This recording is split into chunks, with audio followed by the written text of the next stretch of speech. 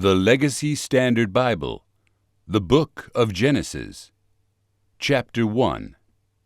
In the beginning, God created the heavens and the earth.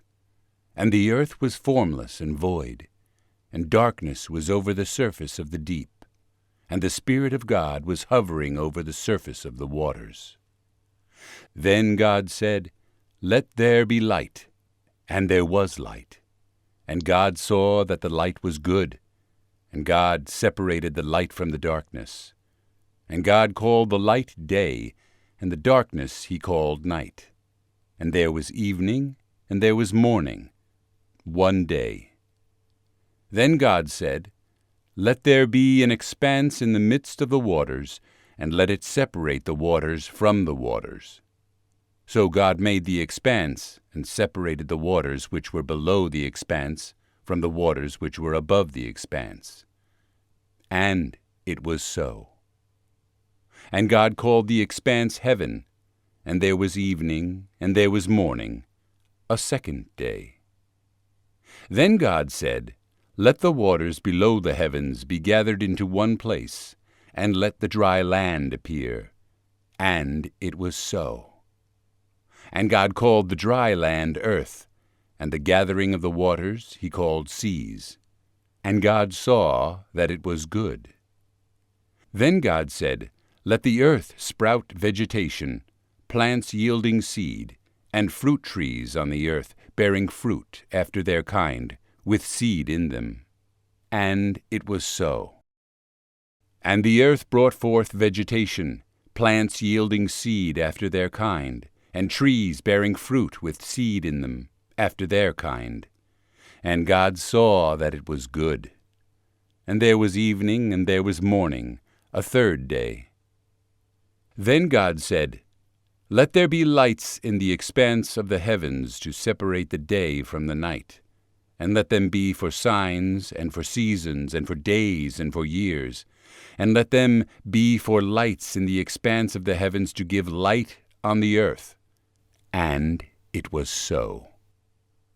So God made the two great lights, the greater light to rule the day, and the lesser light to rule the night, and also the stars. And God placed them in the expanse of the heavens to give light on the earth, and to rule the day and the night, and to separate the light from the darkness. And God saw that it was good. And there was evening, and there was morning, a fourth day. Then God said, "Let the waters swarm with swarms of living creatures, and let birds fly above the earth across the face of the expanse of the heavens."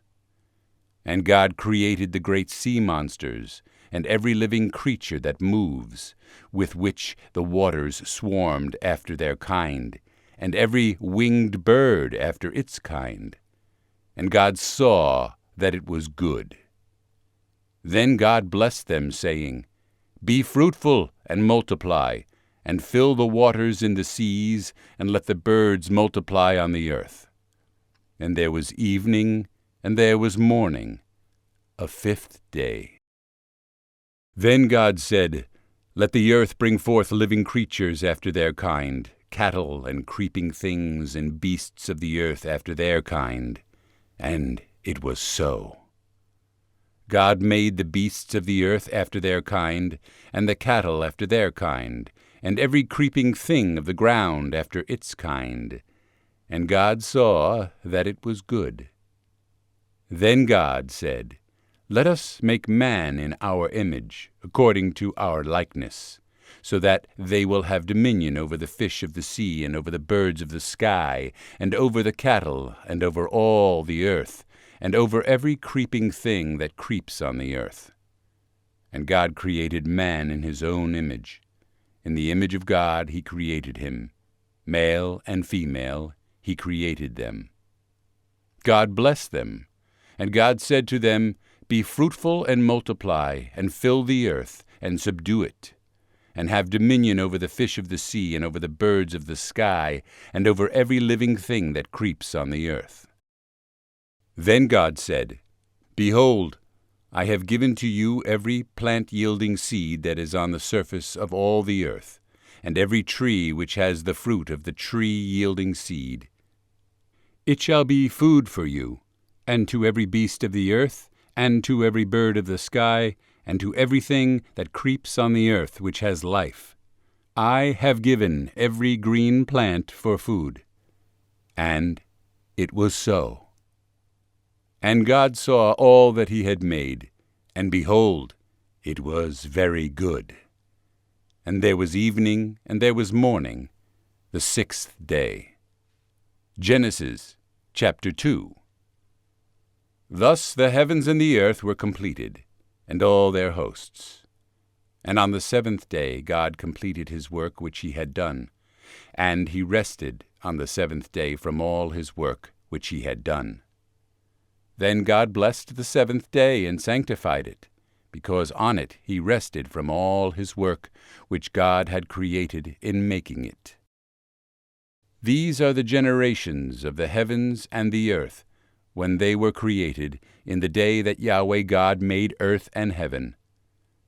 Now no shrub of the field was yet in the earth, and no plant of the field had yet grown. For Yahweh God had not caused it to rain upon the earth, and there was no man to cultivate the ground. But a stream would rise from the earth and water the whole surface of the ground. Then Yahweh God formed man of dust from the ground and breathed into his nostrils the breath of life. And so the man became a living being. And Yahweh God planted a garden in Eden toward the east, and there he placed the man whom he had formed. And out of the ground Yahweh God caused to grow every tree that is desirable in appearance and good for food, the tree of life also in the midst of the garden, and the tree of the knowledge of good and evil. Now a river went out of Eden to water the garden, and from there it divided and became 4 rivers. The name of the first is Pishon. It is the one that went around the whole land of Havilah, where there is gold. Now the gold of that land is good. The bdellium and the onyx stone are there. And the name of the second river is Gihon. It is the one that went around the whole land of Cush. And the name of the third river is Tigris. It is the one that went east of Asher. And the fourth river is the Euphrates. Then Yahweh God took the man and set him in the garden of Eden to cultivate it and keep it. And Yahweh God commanded the man, saying, From any tree of the garden you may surely eat, but from the tree of the knowledge of good and evil you shall not eat from it. For in the day that you eat from it you will surely die. Then Yahweh God said, It is not good for the man to be alone. I will make him a helper suitable for him. And out of the ground Yahweh God had formed every beast of the field and every bird of the sky, and he brought each to the man to see what he would call it. And whatever the man called a living creature, that was its name. And the man gave names to all the cattle, and to the birds of the sky, and to every beast of the field. But for Adam there was not found a helper suitable for him. So Yahweh God caused a deep sleep to fall upon the man, and he slept. Then he took one of his ribs, and closed up the flesh at that place. And Yahweh God fashioned the rib, which he had taken from the man, into a woman, and he brought her to the man. Then the man said, This one finally is bone of my bones, and flesh of my flesh. This one shall be called woman, because this one was taken out of man. Therefore a man shall leave his father and his mother, and cleave to his wife, and they shall become one flesh. And the man and his wife were both naked, and were not ashamed. Genesis chapter 3. Now the serpent was more crafty than any beast of the field which Yahweh God had made. And he said to the woman, Indeed, has God said, You shall not eat from any tree of the garden? And the woman said to the serpent, From the fruit of the trees of the garden we may eat, but from the fruit of the tree which is in the midst of the garden, God said, You shall not eat from it, and you shall not touch it, lest you die. And the serpent said to the woman, You surely will not die, for God knows that in the day you eat from it your eyes will be opened, and you will be like God, knowing good and evil. Then the woman saw that the tree was good for food, and that it was a delight to the eyes, and that the tree was desirable to make one wise. So she took from its fruit and ate. And she gave also to her husband with her, and he ate. And the eyes of both of them were opened, and they knew that they were naked. And they sewed fig leaves together and made themselves loin coverings. Then they heard the sound of Yahweh God walking in the garden in the cool of the day. And the man and his wife hid themselves from the presence of Yahweh God in the midst of the trees of the garden. Yahweh God called to the man and said to him, Where are you? And he said, I heard the sound of you in the garden, and I was afraid because I was naked, so I hid. And he said, Who told you that you were naked? Have you eaten from the tree of which I commanded you not to eat? And the man said, The woman whom you gave to be with me, she gave to me from the tree, and I ate. Then Yahweh God said to the woman, What is this you have done? And the woman said, The serpent deceived me, and I ate.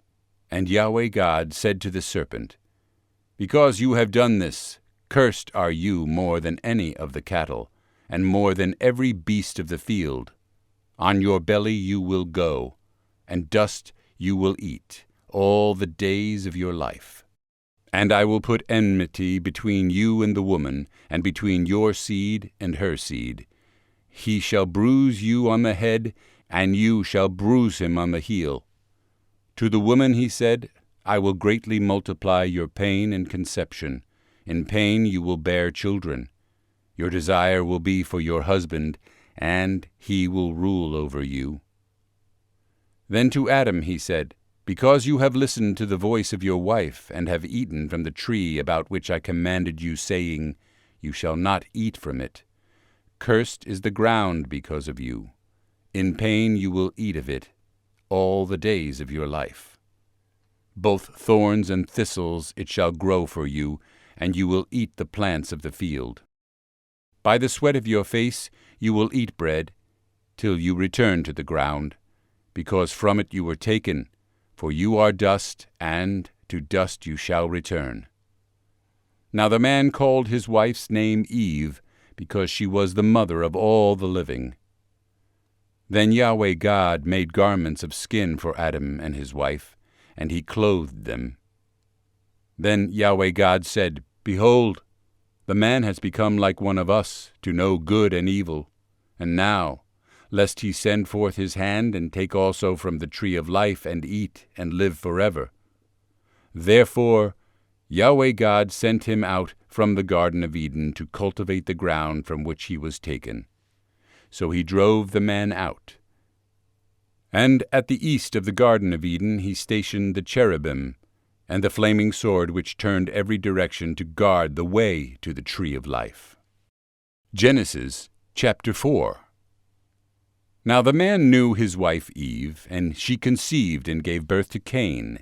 And she said, I have gotten a man with the help of Yahweh. And again she gave birth to his brother Abel. Abel was a keeper of flocks, but Cain was a cultivator of the ground. So it happened in the course of time that Cain brought an offering to Yahweh of the fruit of the ground.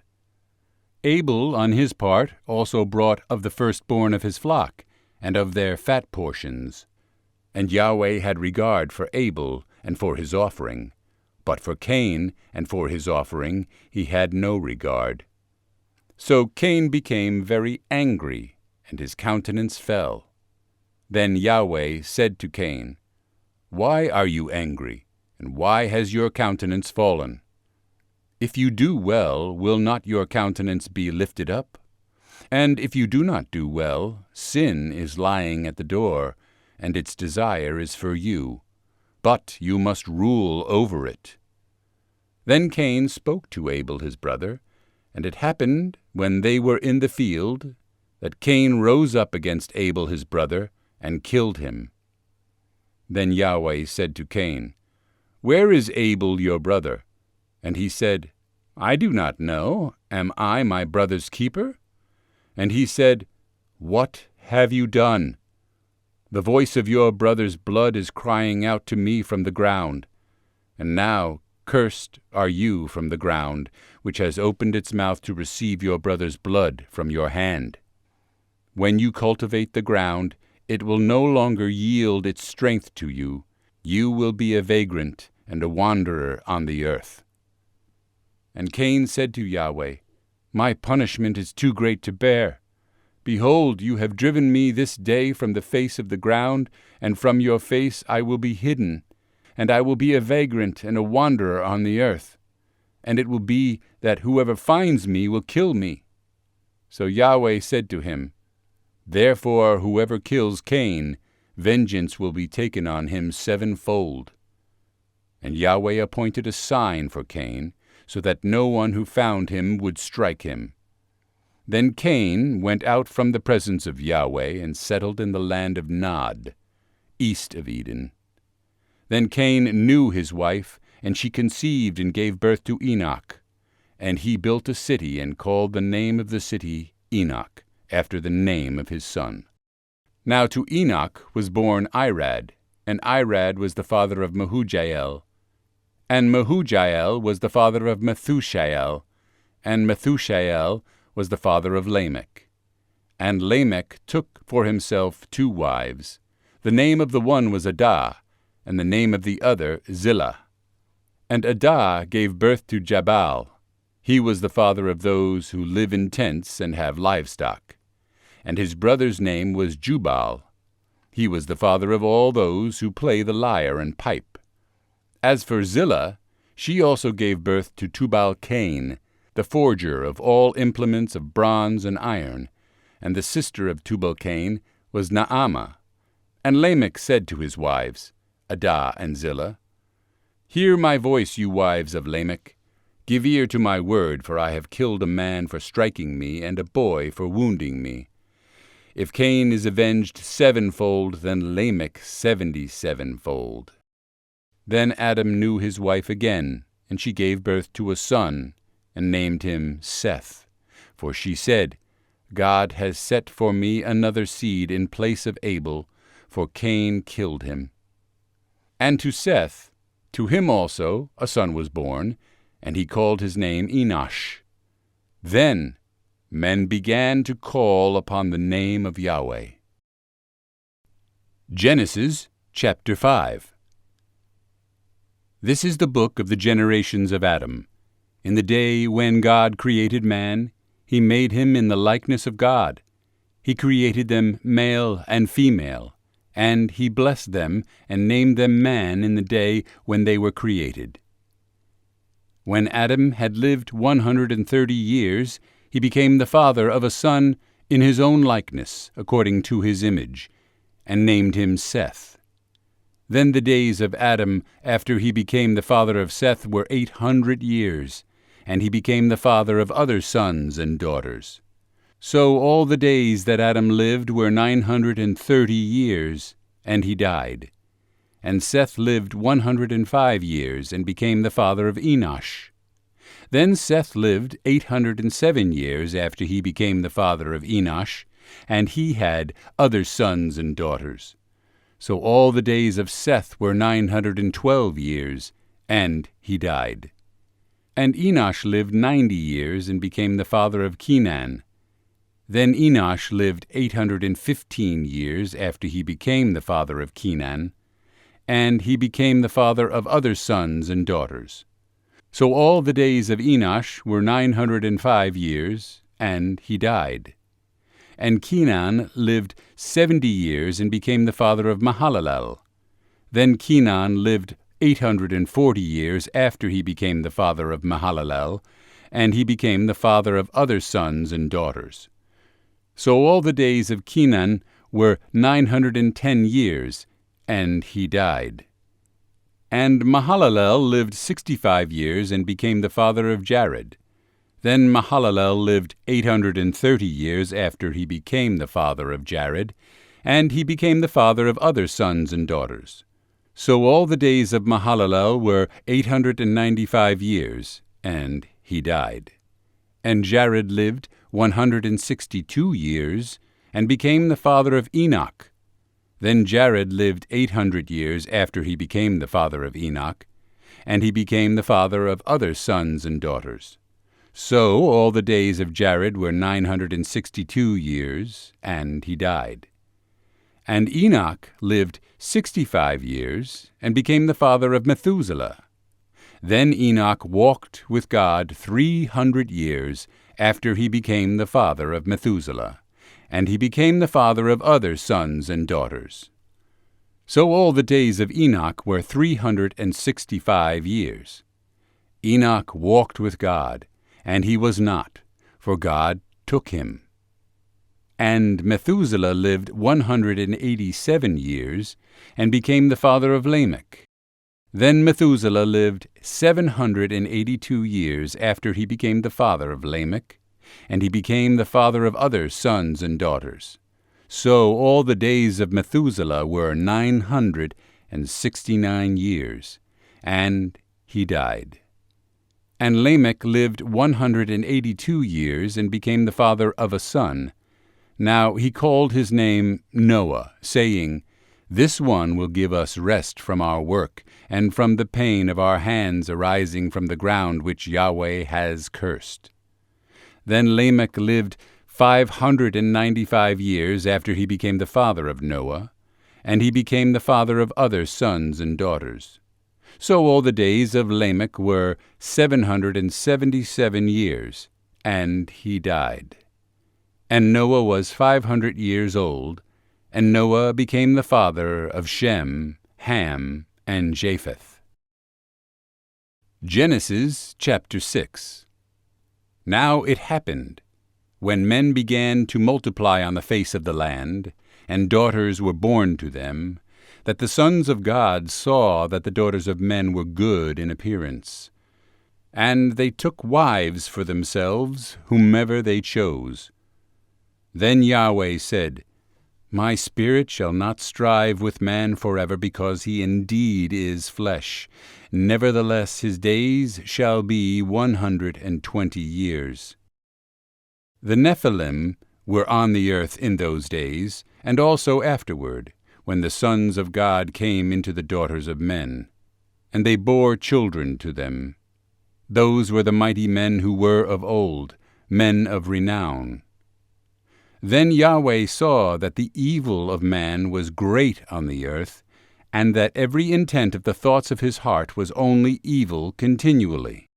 And Yahweh regretted that he had made man on the earth, and he was grieved in his heart. And Yahweh said, I will blot out man whom I have created from the face of the land, from man to animals to creeping things and to birds of the sky, for I regret that I have made them.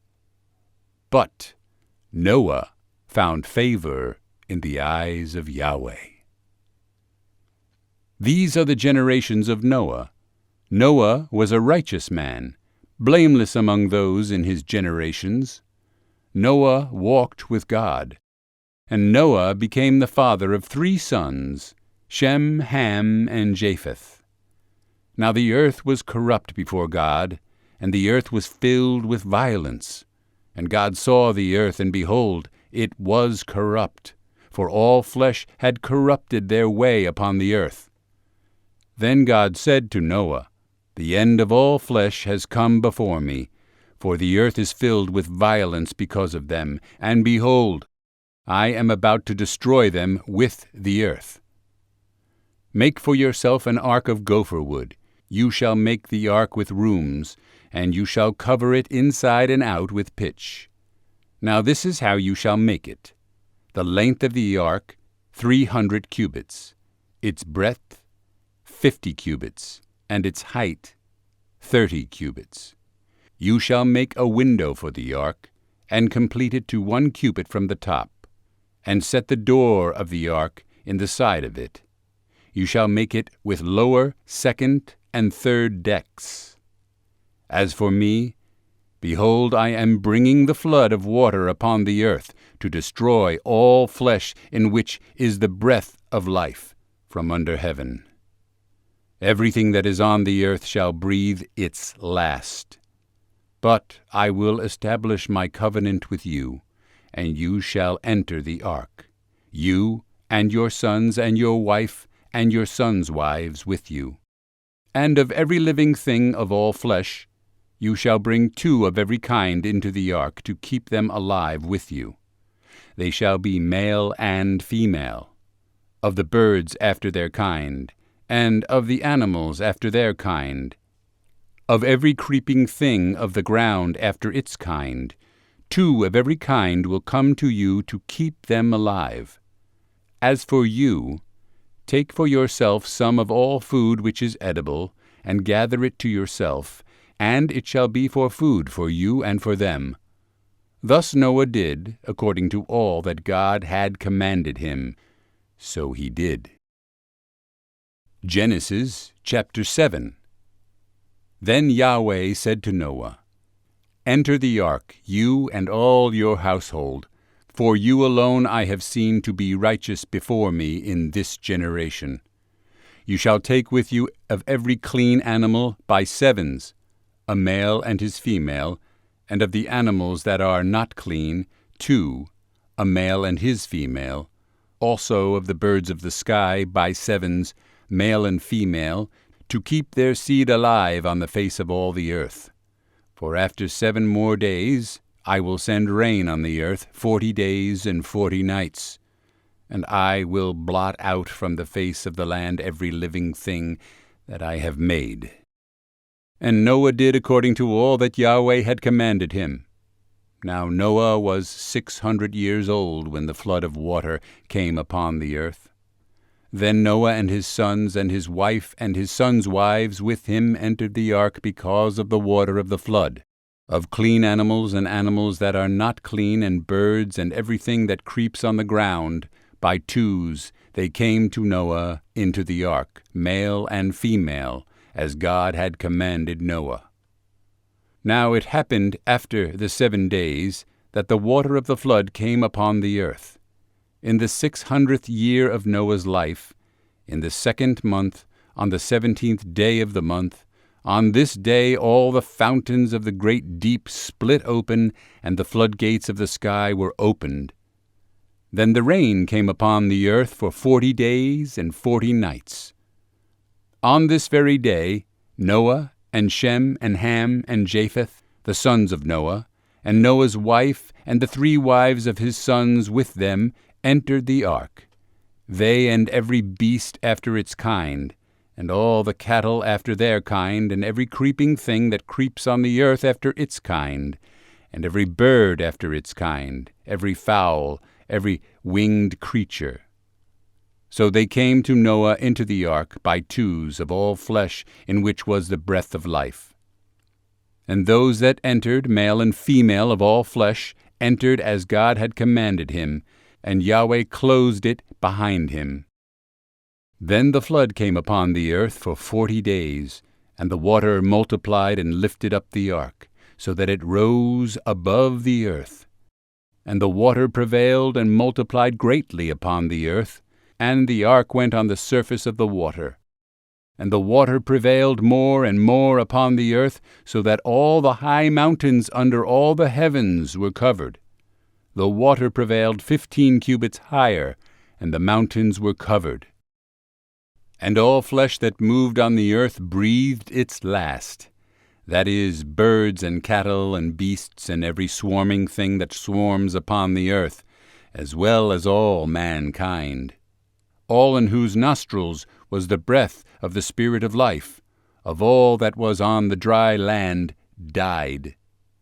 Thus he blotted out every living thing that was upon the face of the land, from man to animals to creeping things and to birds of the sky, and they were blotted out from the earth. And only Noah remained, and those that were with him in the ark. And the water prevailed upon the earth 150 days. Genesis chapter 8. Then God remembered Noah, and all the beasts and all the cattle that were with him in the ark. And God caused a wind to pass over the earth, and the water subsided. Also the fountains of the deep and the floodgates of the sky were closed, and the rain from the sky was restrained, and the water receded from the earth, going forth and returning, and at the end of 150 days the water decreased. In the 7th month, on the 17th day of the month, the ark rested upon the mountains of Ararat. Now the water decreased steadily until the 10th month. In the 10th month, on the 1st day of the month, the tops of the mountains appeared. Then it happened, at the end of 40 days, that Noah opened the window of the ark which he had made, and he sent out a raven, and it went out flying back and forth until the water was dried up from the earth. Then he sent out a dove from him to see if the water was abated from the face of the land. But the dove found no resting place for the sole of its foot. So it returned to him into the ark, for the water was on the surface of all the earth. Then he stretched out his hand and took it, and brought it into the ark to himself. Then he waited yet another 7 days, and again he sent out the dove from the ark. And the dove came to him toward evening, and behold, in its beak was a freshly picked olive leaf. So Noah knew that the water was abated from the earth. Then he waited yet another 7 days, and sent out the dove, but it did not return to him again. Now it happened in the 601st year, in the 1st month, on the 1st of the month, the water was dried up from the earth. Then Noah removed the covering of the ark and looked, and behold, the surface of the ground was dried up. In the 2nd month, on the 27th day of the month, the earth was dry. Then God spoke to Noah, saying, Go out of the ark, you and your wife and your sons wives with you.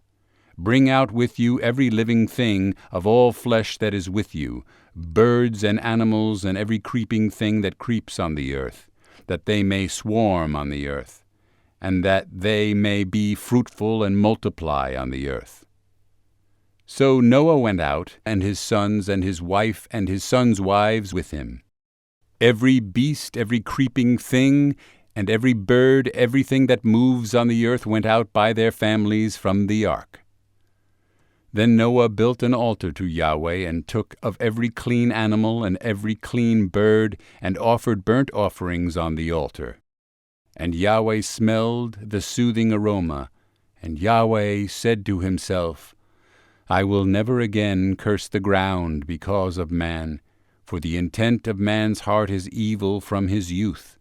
And I will never again strike down every living thing as I have done. While all the days of the earth remain, seed time and harvest, and cold and heat, and summer and winter, and day and night shall not cease. Genesis chapter 9. And God blessed Noah and his sons, and said to them, Be fruitful and multiply, and fill the earth.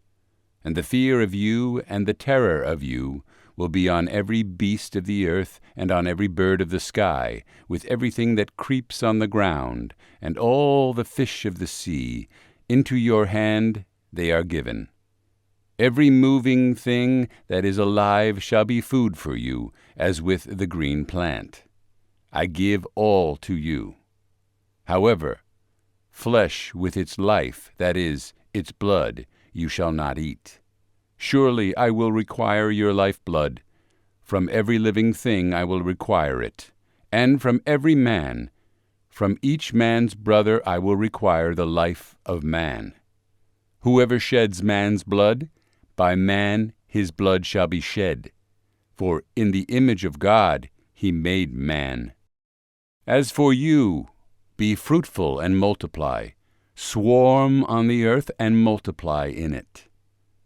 Then God spoke to Noah and to his sons with him, saying, As for me, behold, I establish my covenant with you and with your seed after you, and with every living creature that is with you, the birds, the cattle, and every beast of the earth with you, of all that comes out of the ark, even every beast of the earth. Indeed, I establish my covenant with you, and all flesh shall never again be cut off by the water of the flood, and there shall never again be a flood to destroy the earth. Then God said, This is the sign of the covenant which I am giving, to be between me and you and every living creature that is with you, for all successive generations. I put my bow in the cloud, and it shall be for a sign of a covenant between me and the earth. And it will be, when I bring a cloud over the earth, that the bow will be seen in the cloud, and I will remember my covenant, which is between me and you and every living creature of all flesh. And never again shall the water become a flood to destroy all flesh. So the bow shall be in the cloud, and I will look upon it, to remember the everlasting covenant between God and every living creature of all flesh that is on the earth. And God said to Noah, This is the sign of the covenant which I have established between me and all flesh that is on the earth. Now the sons of Noah who went out of the ark were Shem and Ham and Japheth, and Ham was the father of Canaan. These three were the sons of Noah, and from these the whole earth was scattered abroad. Then Noah began to be a man of the land, and planted a vineyard. And he drank of the wine, and became drunk, and uncovered himself inside his tent. Then Ham, the father of Canaan, saw the nakedness of his father, and told his two brothers outside. But Shem and Japheth took the garment, and laid it upon both their shoulders, and walked backward, and covered the nakedness of their father. And their faces were turned backward, so that they did not see their father's nakedness. Then Noah awoke from his wine, and he knew what his youngest son had done to him. So he said, Cursed be Canaan, a servant of servants he shall be to his brothers. And he said, Blessed be Yahweh, the God of Shem, and let Canaan be his servant. May God enlarge Japheth, and let him dwell in the tents of Shem, and let Canaan be his servant. And Noah lived 350 years after the flood. So all the days of Noah were 950 years, and he died. Genesis chapter 10. Now these are the generations of Shem, Ham, and Japheth, the sons of Noah. And sons were born to them after the flood. The sons of Japheth were Gomer and Magog, and Madai, and Javan, and Tubal, and Meshech, and Tiras. The sons of Gomer were Ashkenaz, and Riphath, and Togarmah. The sons of Javan were Elisha, and Tarshish, Kittim, and Dodanim. From these the coastlands of the nations were separated into their lands, every one according to his tongue, according to their families, into their nations. The sons of Ham were Cush, and Mizraim, and Put, and Canaan. The sons of Cush were Seba, and Havilah, and Sabtah, and Raamah, and Sabteka. And the sons of Raamah were Sheba and Dedan. Now Cush was the father of Nimrod. He began to be a mighty one on the earth. He was a mighty hunter before Yahweh. Therefore it is said, like Nimrod, a mighty hunter before Yahweh. The beginning of his kingdom was Babel and Erech and Akkad and Calneh in the land of Shinar. From that land he went out to Assyria and built Nineveh and Rehoboth-ir and Calah and Rezin between Nineveh and Calah, that is the great city. Mizraim was the father of Ludim and Anamim and Lahabim and Naphtuhim and Pathrusim and Casluhim, from whom came the Philistines, and Caphtorim. Canaan was the father of Sidon, his firstborn, and Heth, and the Jebusite, and the Amorite, and the Girgashite, and the Hivite, and the Archite, and the Sinite, and the Arvadite, and the Zemarite, and the Hamathite. And afterward the families of the Canaanite were scattered. The border of the Canaanite extended from Sidon as you go toward Gerar, as far as Gaza. As you go toward Sodom and Gomorrah and Admah and Zeboim, as far as Lasha. These are the sons of Ham, according to their families, according to their tongues, by their lands, by their nations. Also to Shem, the father of all the children of Eber, and the older brother of Japheth, children were born. The sons of Shem were Elam and Asher, and Arpachshad, and Lud, and Aram. The sons of Aram were Uz, and Hul, and Gether, and Mash. Arpachshad was the father of Shelah, and Shelah was the father of Eber. Now 2 sons were born to Eber. The name of the one was Peleg, for in his days the earth was divided, and his brother's name was Joktan. And Joktan was the father of Almodad, and Sheleph, and Hazarmaveth, and Jerah, and Hadoram, and Uzal, and Diklah, and Obal, and Abimael, and Sheba, and Ophir, and Havilah, and Jobab. All these were the sons of Joktan. Now their settlement extended from Mesha, as you go toward Sephar, the hill country of the east. These are the sons of Shem, according to their families, according to their tongues, by their lands, according to their nations. These are the families of the sons of Noah, according to their generations, by their nations. And out of these the nations were separated on the earth after the flood. Genesis chapter 11. Now the whole earth had the same language and the same words. And it happened as they journeyed east, that they found a plain in the land of Shinar, and settled there. Then they said to one another, Come, let us make bricks, and burn them thoroughly. And they had brick for stone, and they had tar for mortar. And they said, Come, let us build for ourselves a city, and a tower whose top will reach into heaven, and let us make for ourselves a name, lest we be scattered over the face of the whole earth. Then Yahweh came down to see the city, and the tower which the sons of men had built. And Yahweh said, Behold, they are one people, and they all have the same language. And this is what they have begun to do, so now nothing which they purpose to do will be impossible for them.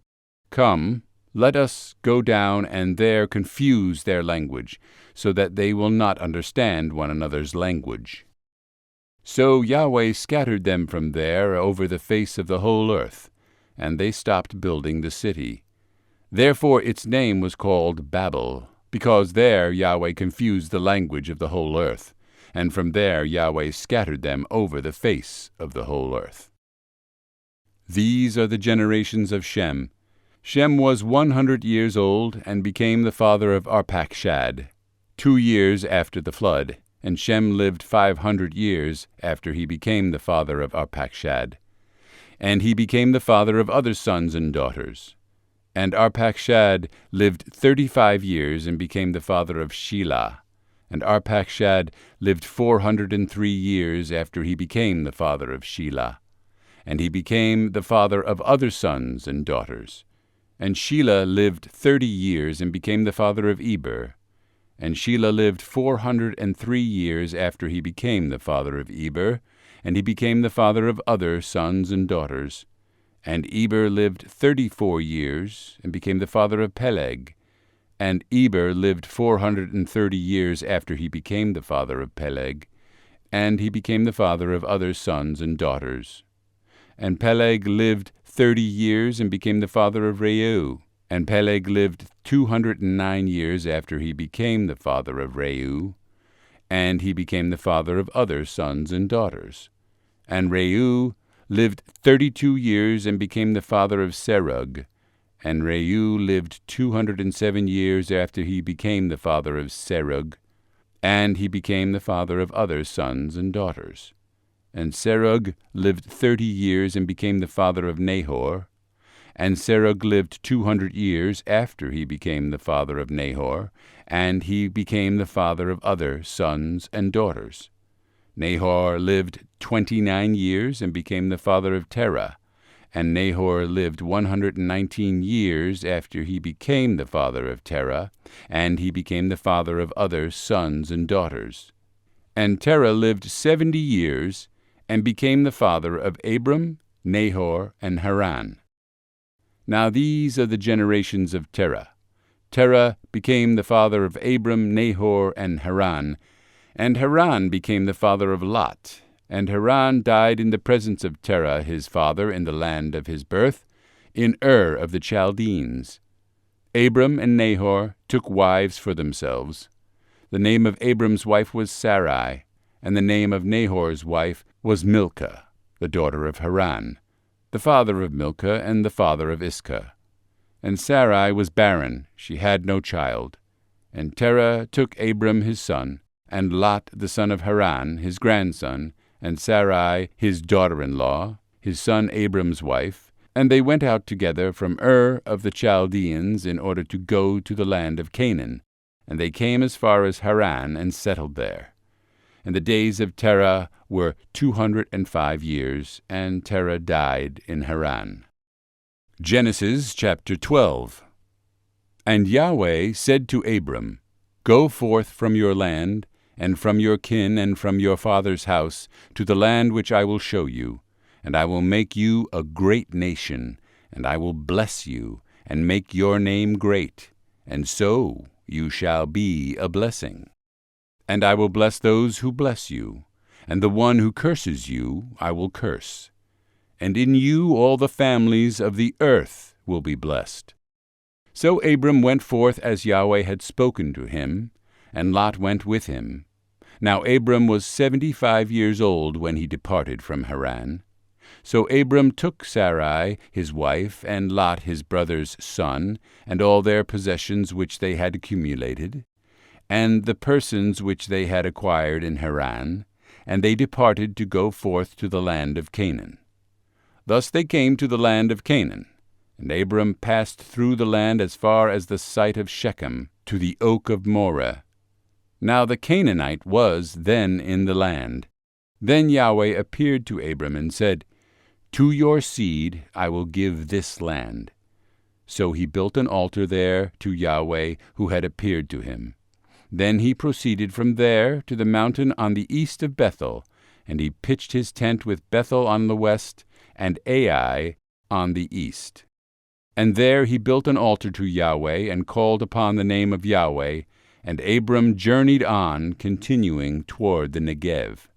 Now there was a famine in the land, so Abram went down to Egypt to sojourn there, for the famine was severe in the land.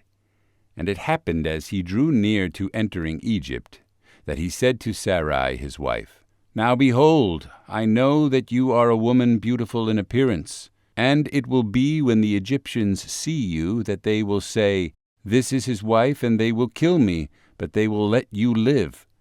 Please say that you are my sister, so that it may go well with me because of you, and that I may live on account of you. Now it happened when Abram came to Egypt, that the Egyptians saw that the woman was very beautiful. And Pharaoh's officials saw her and praised her to Pharaoh, and the woman was taken into Pharaoh's house. Therefore he treated Abram well because of her, and sheep and oxen and donkeys and male and female servants and female donkeys and camels came into his possession. But Yahweh struck Pharaoh and his house with great plagues because of Sarai, Abram's wife. Then Pharaoh called Abram and said, What is this you have done to me? Why did you not tell me that she was your wife? Why did you say she is my sister, so that I took her for myself as a wife? So now here is your wife, take her and go. So Pharaoh commanded his men concerning him, and they sent him away with his wife and all that belonged to him. Genesis chapter 13. So Abram went up from Egypt to the Negev, he and his wife, and all that belonged to him, and Lot with him. Now Abram was very rich in livestock, in silver and in gold.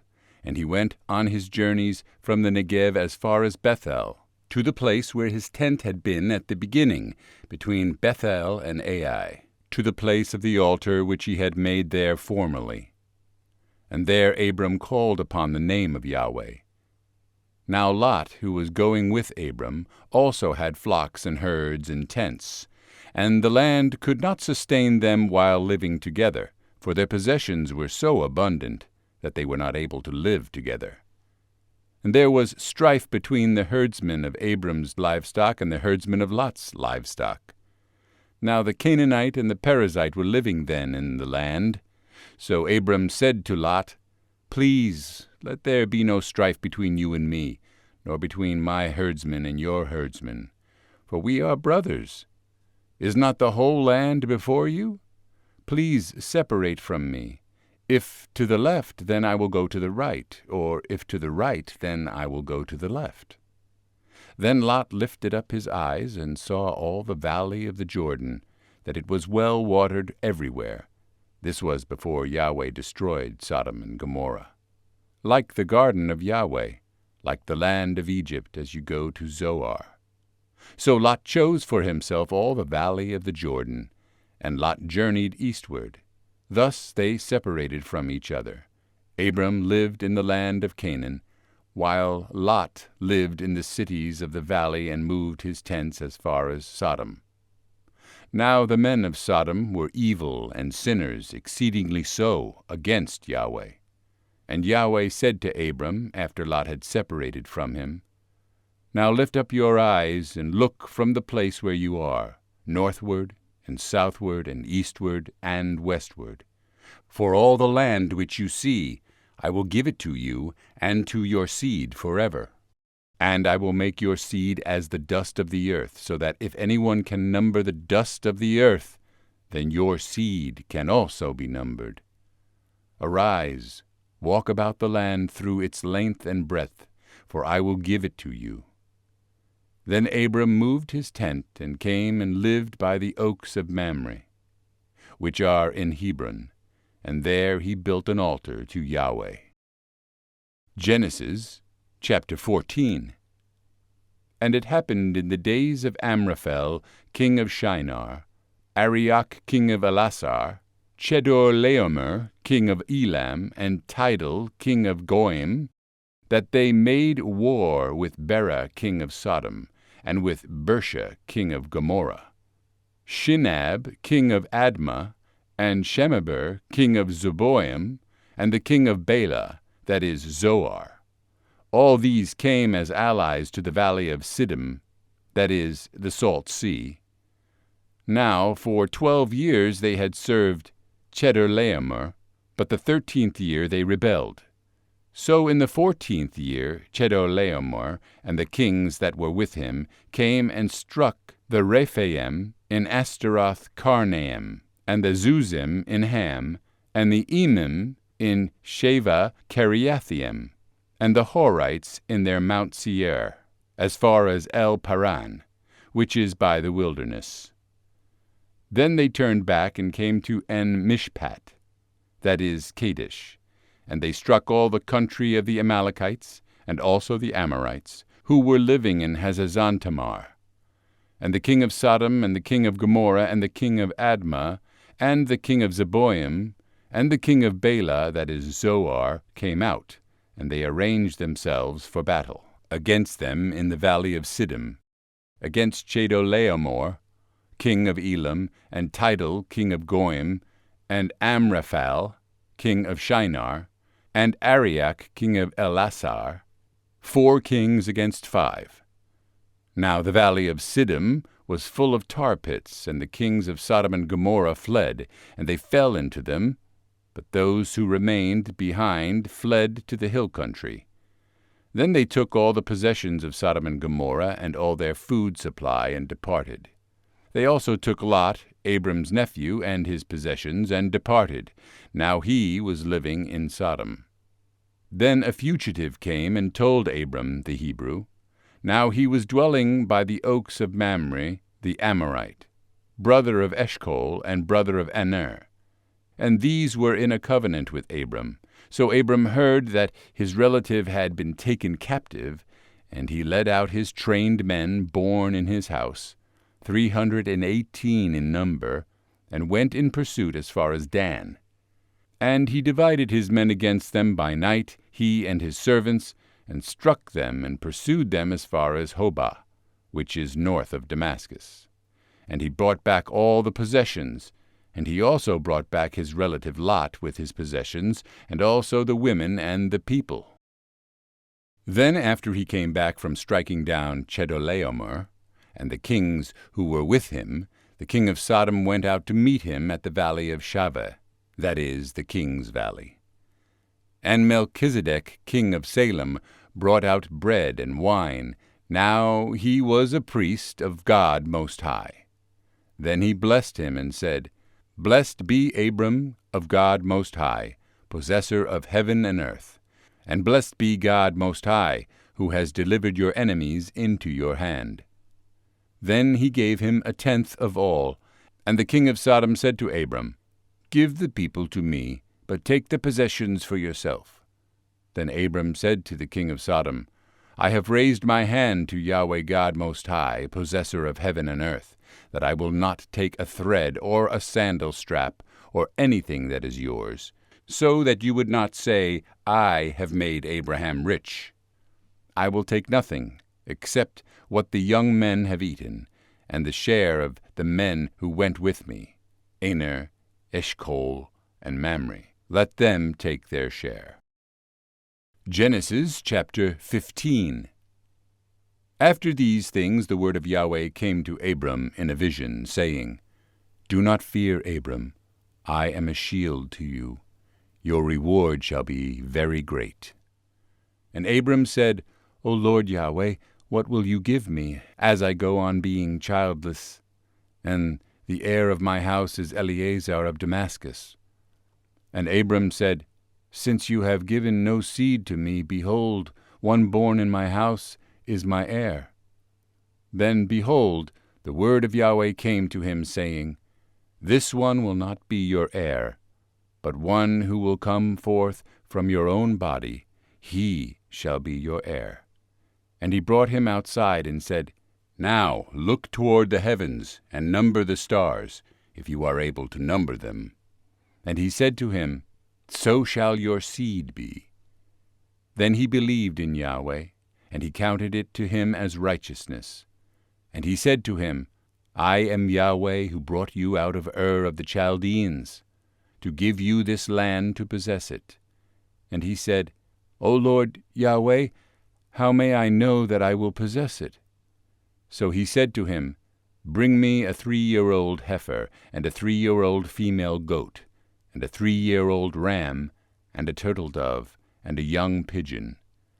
Then he brought all these to him, and split them into parts down the middle, and laid each part opposite the other.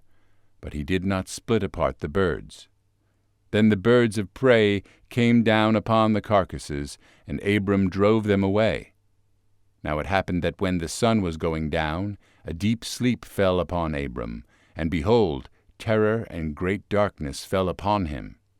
Then God said to Abram, Know for certain that your seed will be sojourners in a land that is not theirs, and they will be enslaved and mistreated 400 years. But I will also judge the nation to whom you are enslaved, and afterward they will come out with many possessions.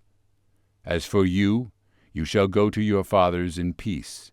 You will be buried at a good old age.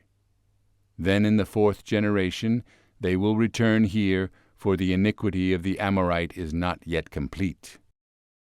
Now it happened that the sun had set, and it was very dark, and behold, there appeared a smoking oven and a flaming torch which passed between these pieces. On that day Yahweh cut a covenant with Abram, saying, To your seed I have given this land, from the river of Egypt as far as the great river, the river Euphrates. The Kenite and the Kenizzite, and the Cadmonite, and the Hittite, and the Perizzite, and the Rephaim, and the Amorite, and the Canaanite, and the Girgashite, and the Jebusite. Genesis chapter 16. Now Sarai, Abram's wife, had borne him no children, and she had an Egyptian servant woman whose name was Hagar. So Sarai said to Abram, Now behold, Yahweh has shut my womb from bearing children. Please go in to my servant woman, perhaps I will obtain children through her. And Abram listened to the voice of Sarai. And after Abram had lived 10 years in the land of Canaan, Abram's wife Sarai took Hagar, the Egyptian, her servant woman, and gave her to her husband Abram as his wife. So he went into Hagar, and she conceived. Then she saw that she had conceived. So her mistress became contemptible in her sight. And Sarai said to Abram, May the violence done to me be upon you. I gave my servant woman into your embrace, but she saw that she had conceived, so I became contemptible in her sight. May Yahweh judge between you and me. But Abram said to Sarai, Behold, your servant woman is in your hand. Do to her what is good in your sight. So Sarai afflicted her, and she fled from her presence. Now the angel of Yahweh found her by a spring of water in the wilderness, by the spring on the way to Shur. And he said, Hagar, Sarai's servant woman, where have you come from, and where are you going? And she said, I am fleeing from the presence of my mistress Sarai. Then the angel of Yahweh said to her, Return to your mistress, and humble yourself under her hands. Moreover, the angel of Yahweh said to her, I will greatly multiply your seed, so that they will be too many to be counted. And the angel of Yahweh said to her further, Behold, you are with child, and you will bear a son, and you shall call his name Ishmael, because Yahweh has heard your affliction. And he will be a wild donkey of a man. His hand will be against everyone, and everyone's hand will be against him, and he will dwell in the face of all his brothers.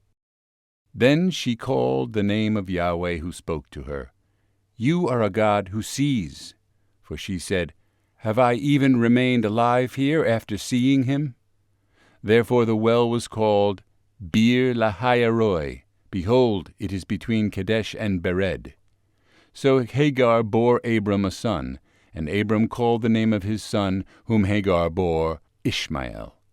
Now Abram was 86 years old when Hagar bore Ishmael to him. Genesis chapter 17. Now it happened that when Abram was 99 years old, Yahweh appeared to Abram and said to him, I am God Almighty.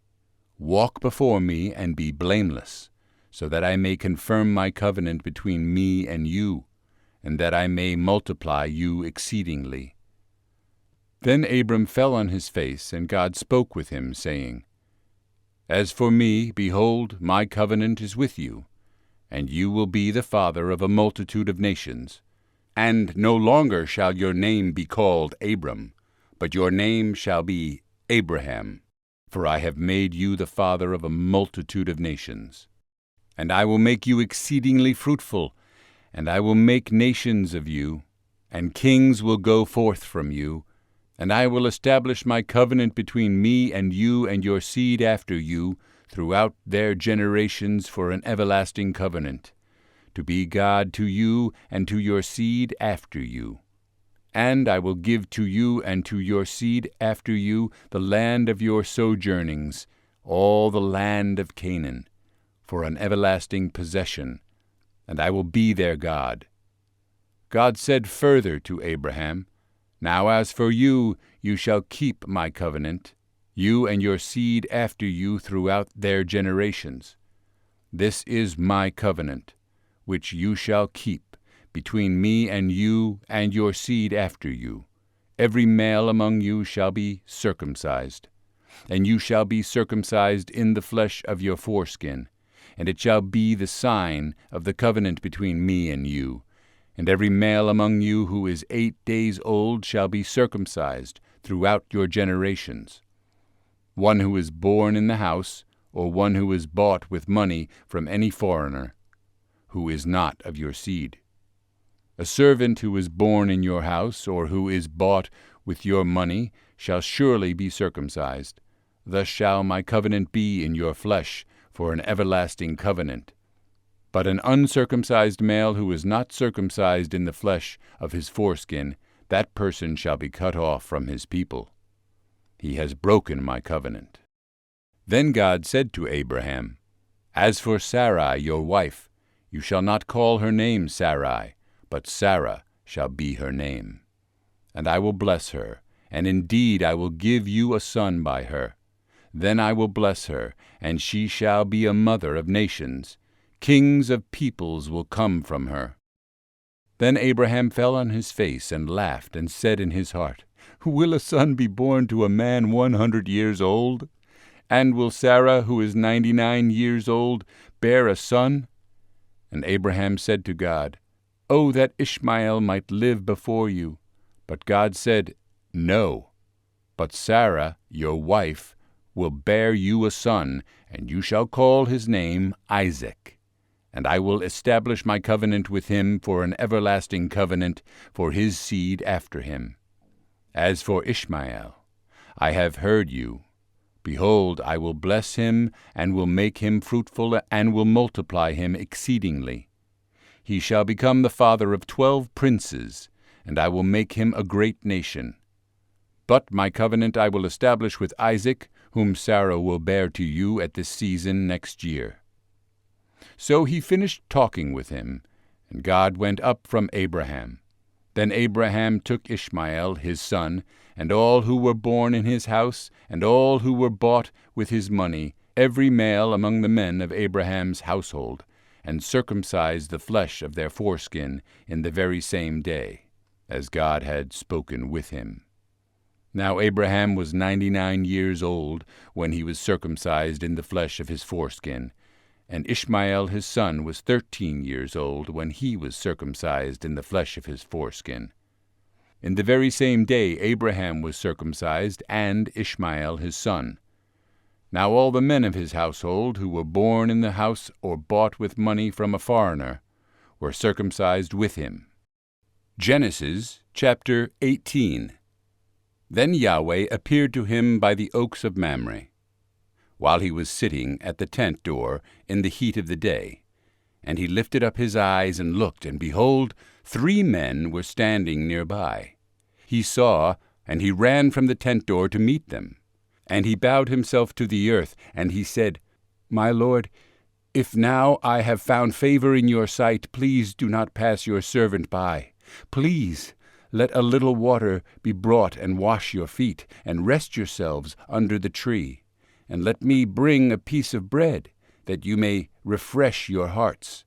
After that you may pass on, since in such a manner you have passed by your servant. And they said, So you shall do, as you have said. So Abraham hurried into the tent to Sarah, and said, Hurry, prepare 3 shayes of fine flour, knead it, and make bread cakes. Abraham also ran to the herd, and took a tender and choice calf, and gave it to his young man, and he hurried to prepare it. Then he took curds and milk, and the calf which he had prepared, and placed it before them. And he was standing by them under the tree, and they ate. Then they said to him, Where is Sarah your wife? And he said, There in the tent. And he said, I will surely return to you at this time next year, and behold, Sarah your wife will have a son. And Sarah was listening at the tent door which was behind him. Now Abraham and Sarah were old, advanced in age. Sarah was past childbearing. And Sarah laughed to herself, saying, After I have worn out, shall I have pleasure, my Lord being old also? And Yahweh said to Abraham, Why did Sarah laugh, saying, Shall I indeed bear a son when I am so old? Is anything too difficult for Yahweh? At the appointed time I will return to you, at this time next year, and Sarah will have a son. Then Sarah denied it, however, saying, I did not laugh, for she was afraid. And he said, No, but you did laugh. Then the men rose up from there and looked down toward Sodom, and Abraham was walking with them to send them off. Now Yahweh said, Shall I conceal from Abraham what I am about to do, since Abraham will surely become a great and mighty nation, and in him all the nations of the earth will be blessed? For I have known him, so that he may command his children and his household after him, that they keep the way of Yahweh to do righteousness and justice, so that Yahweh may bring upon Abraham what he has spoken about him. So Yahweh said, The outcry of Sodom and Gomorrah is indeed great, and their sin is exceedingly grave. I will go down now, and see whether they have done entirely according to its outcry, which has come to me, and if not, I will know. Then the men turned away from there and went toward Sodom, while Abraham was still standing before Yahweh. Then Abraham came near and said, Will you indeed sweep away the righteous with the wicked? Suppose there are 50 righteous within the city. Will you indeed sweep it away, and not spare the place for the sake of the 50 righteous who are in it? Far be it from you to do such a thing, to put to death the righteous with the wicked, so that the righteous and the wicked are treated alike. Far be it from you. Shall not the judge of all the earth do justice? So Yahweh said, If I find in Sodom 50 righteous within the city, then I will spare the whole place on their account. And Abraham answered and said, Now behold, I have ventured to speak to the Lord, although I am but dust and ashes. Suppose the 50 righteous are lacking 5. Will you destroy the whole city because of 5? And he said, I will not destroy it, if I find 45 there. Then he spoke to him yet again, and said, Suppose 40 are found there. And he said, I will not do it on account of the 40. Then he said, Oh, may the Lord not be angry, and I shall speak. Suppose 30 are found there. And he said, I will not do it, if I find 30 there. And he said, Now behold, I have ventured to speak to the Lord. Suppose 20 are found there? And he said, I will not destroy it on account of the 20. Then he said, O may the Lord not be angry, and I shall speak only this once. Suppose 10 are found there. And he said, I will not destroy it on account of the 10. And as soon as he had finished speaking to Abraham, Yahweh departed, and Abraham returned to his place. Genesis chapter 19. Then the 2 angels came to Sodom in the evening as Lot was sitting in the gate of Sodom. Lot saw them and rose to meet them and bowed down with his face to the ground. And he said, Now behold, my lords, please turn aside into your servant's house, and spend the night, and wash your feet. Then you may rise early and go on your way. They said, however, No, but we shall spend the night in the square. Yet he pressed them strongly, so they turned aside to him and entered his house. And he made a feast for them, and baked unleavened bread, and they ate. Before they lay down, the men of the city, the men of Sodom, surrounded the house, from young to old, all the people from every quarter. And they called to Lot and said to him, Where are the men who came to you tonight? Bring them out to us, that we may know them. But Lot went out to them at the doorway and shut the door behind him, and said, Please, my brothers, do not act wickedly. Now behold, I have 2 daughters who have not known a man. Please let me bring them out to you, and do to them what is good in your eyes. Only do nothing to these men, inasmuch as they have come under the shelter of my roof. But they said, Step aside. Furthermore they said, This one came to sojourn, and already he is persistently acting like a judge. Now we will treat you more wickedly than them. So they pressed hard against Lot, and stepped up to break the door. But the men reached out their hands, and brought Lot into the house with them, and shut the door. And they struck the men who were at the doorway of the house with blindness, from small to great, so that they wearied themselves trying to find the doorway. Then the 2 men said to Lot, "Whom else have you here? A son-in-law, and your sons and your daughters and everyone you have in the city, bring them out of the place. For we are about to destroy this place because their outcry has become great before Yahweh. So Yahweh has sent us to destroy it." And Lot went out and spoke to his sons-in-law, who were to marry his daughters, and said, "Get up, get out of this place, for Yahweh will destroy this city." But he appeared to his sons-in-law to be jesting. Now at the breaking of dawn the angels urged Lot, saying, "Get up, take your wife and your 2 daughters who are here, lest you be swept away in the punishment of the city." But he hesitated. So the men seized his hand, and the hand of his wife, and the hands of his 2 daughters, for the compassion of Yahweh was upon him. And they brought him out and put him outside the city. Now it happened, as they brought them outside, one said, "Escape for your life. Do not look behind you, and do not stay anywhere in the valley. Escape to the mountains, lest you be swept away." But Lot said to them, "Oh no, my lords! Now behold, your servant has found favor in your sight, and you have magnified your loving kindness, which you have shown me by preserving my life. But I cannot escape to the mountains, lest calamity overtake me, and I die. Now behold, this town is near enough to flee to, and it is small. Please let me escape there.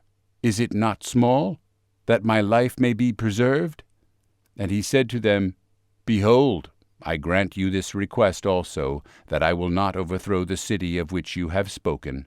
Hurry, escape there, for I cannot do anything until you arrive there." Therefore the name of the city was called Zoar.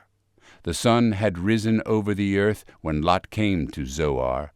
And Yahweh rained on Sodom and Gomorrah brimstone and fire from Yahweh out of heaven. And he overthrew those cities and all the valley, and all the inhabitants of the cities, and what grew on the ground. Then his wife, from behind him, looked back, and she became a pillar of salt. Now Abraham arose early in the morning, and went to the place where he had stood before Yahweh. And he looked down toward Sodom and Gomorrah, and toward all the land of the valley. And he saw, and behold, the smoke of the land went up like the smoke of a furnace. Thus it happened, when God destroyed the cities of the valley, that God remembered Abraham, and sent Lot out of the midst of the overthrow, when he overthrew the cities in which Lot lived. And Lot went up from Zoar, and stayed in the mountains, and his 2 daughters with him, for he was afraid to stay in Zoar, and he stayed in a cave, he and his 2 daughters. Then the firstborn said to the younger, "Our father is old, and there is not a man on earth to come in to us after the manner of the earth. Come, let us make our father drink wine, and let us lie with him, that we may preserve our seed through our father." So they made their father drink wine that night, and the firstborn went in and lay with her father, and he did not know when she lay down or when she arose. Now it happened on the following day that the firstborn said to the younger, "Behold, I lay last night with my father. Let us make him drink wine tonight also. And you go in and lie with him, that we may preserve our seed through our father." So they made their father drink wine that night also. And the younger arose and lay with him, and he did not know when she lay down or when she arose. Thus both the daughters of Lot conceived by their father. And the firstborn bore a son, and called his name Moab. He is the father of the Moabites to this day. As for the younger, she also bore a son, and called his name Ben-Ammi.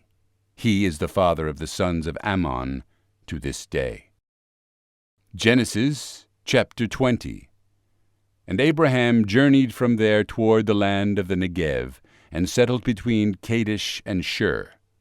Then he sojourned in Gerar. And Abraham said of Sarah his wife, "She is my sister." So Abimelech king of Gerar sent and took Sarah. But God came to Abimelech in a dream of the night, and said to him, Behold, you are a dead man because of the woman whom you have taken, for she is married. Now Abimelech had not come near her. Then he said, Lord, will you kill a nation even though righteous? Did he not himself say to me, She is my sister? And she herself also said, He is my brother. In the integrity of my heart and the innocence of my hands I have done this. Then God said to him in the dream, Indeed, I know that in the integrity of your heart you have done this, and I also held you back from sinning against me.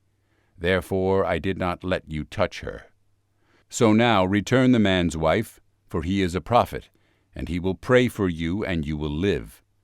But if you do not return her, know that you shall surely die, you and all who are yours. So Abimelech arose early in the morning and called all his servants, and told all these things to their hearing. And the men were greatly afraid. Then Abimelech called Abraham and said to him, What have you done to us? And how have I sinned against you, that you have brought on me and on my kingdom a great sin? You have done to me things that ought not to be done. And Abimelech said to Abraham, What have you seen that you have done this thing? And Abraham said, Because I said, Surely there is no fear of God in this place, and they will kill me because of my wife. Besides, she actually is my sister, the daughter of my father, but not the daughter of my mother. And she became my wife. And it happened when God caused me to wander from my father's house that I said to her, This is the loving kindness which you will show to me. Everywhere we go, say of me, He is my brother. Abimelech then took sheep and oxen and male and female slaves and gave them to Abraham, and returned his wife Sarah to him. And Abimelech said, Behold, my land is before you. Settle wherever it is good in your sight. To Sarah he said, Behold, I have given your brother 1,000 pieces of silver. Behold, it is your vindication before all who are with you, and before all you are cleared. And Abraham prayed to God, and God healed Abimelech and his wife and his maidservants, so that they bore children. For Yahweh had utterly shut all the wombs of the household of Abimelech because of Sarah, Abraham's wife. Genesis chapter 21. Now Yahweh visited Sarah as he had said, and Yahweh did for Sarah as he had promised. So Sarah conceived and bore a son to Abraham in his old age, at the appointed time of which God had spoken to him. And Abraham called the name of his son who was born to him, whom Sarah bore to him, Isaac. Then Abraham circumcised his son Isaac when he was 8 days old, as God had commanded him. Now Abraham was 100 years old when his son Isaac was born to him. And Sarah said, God has made laughter for me. Everyone who hears will laugh with me. And she said, Who would have said to Abraham that Sarah would nurse children? Yet I have borne him a son in his old age. And the child grew and was weaned. And Abraham made a great feast on the day that Isaac was weaned. And Sarah saw the son of Hagar the Egyptian, whom she had borne to Abraham, laughing in jest. Therefore she said to Abraham, Drive out this maidservant and her son. The son of this maidservant shall not be an heir with my son, with Isaac. And the matter distressed Abraham greatly because of his son. So God said to Abraham, Do not be distressed because of the boy and your maidservant.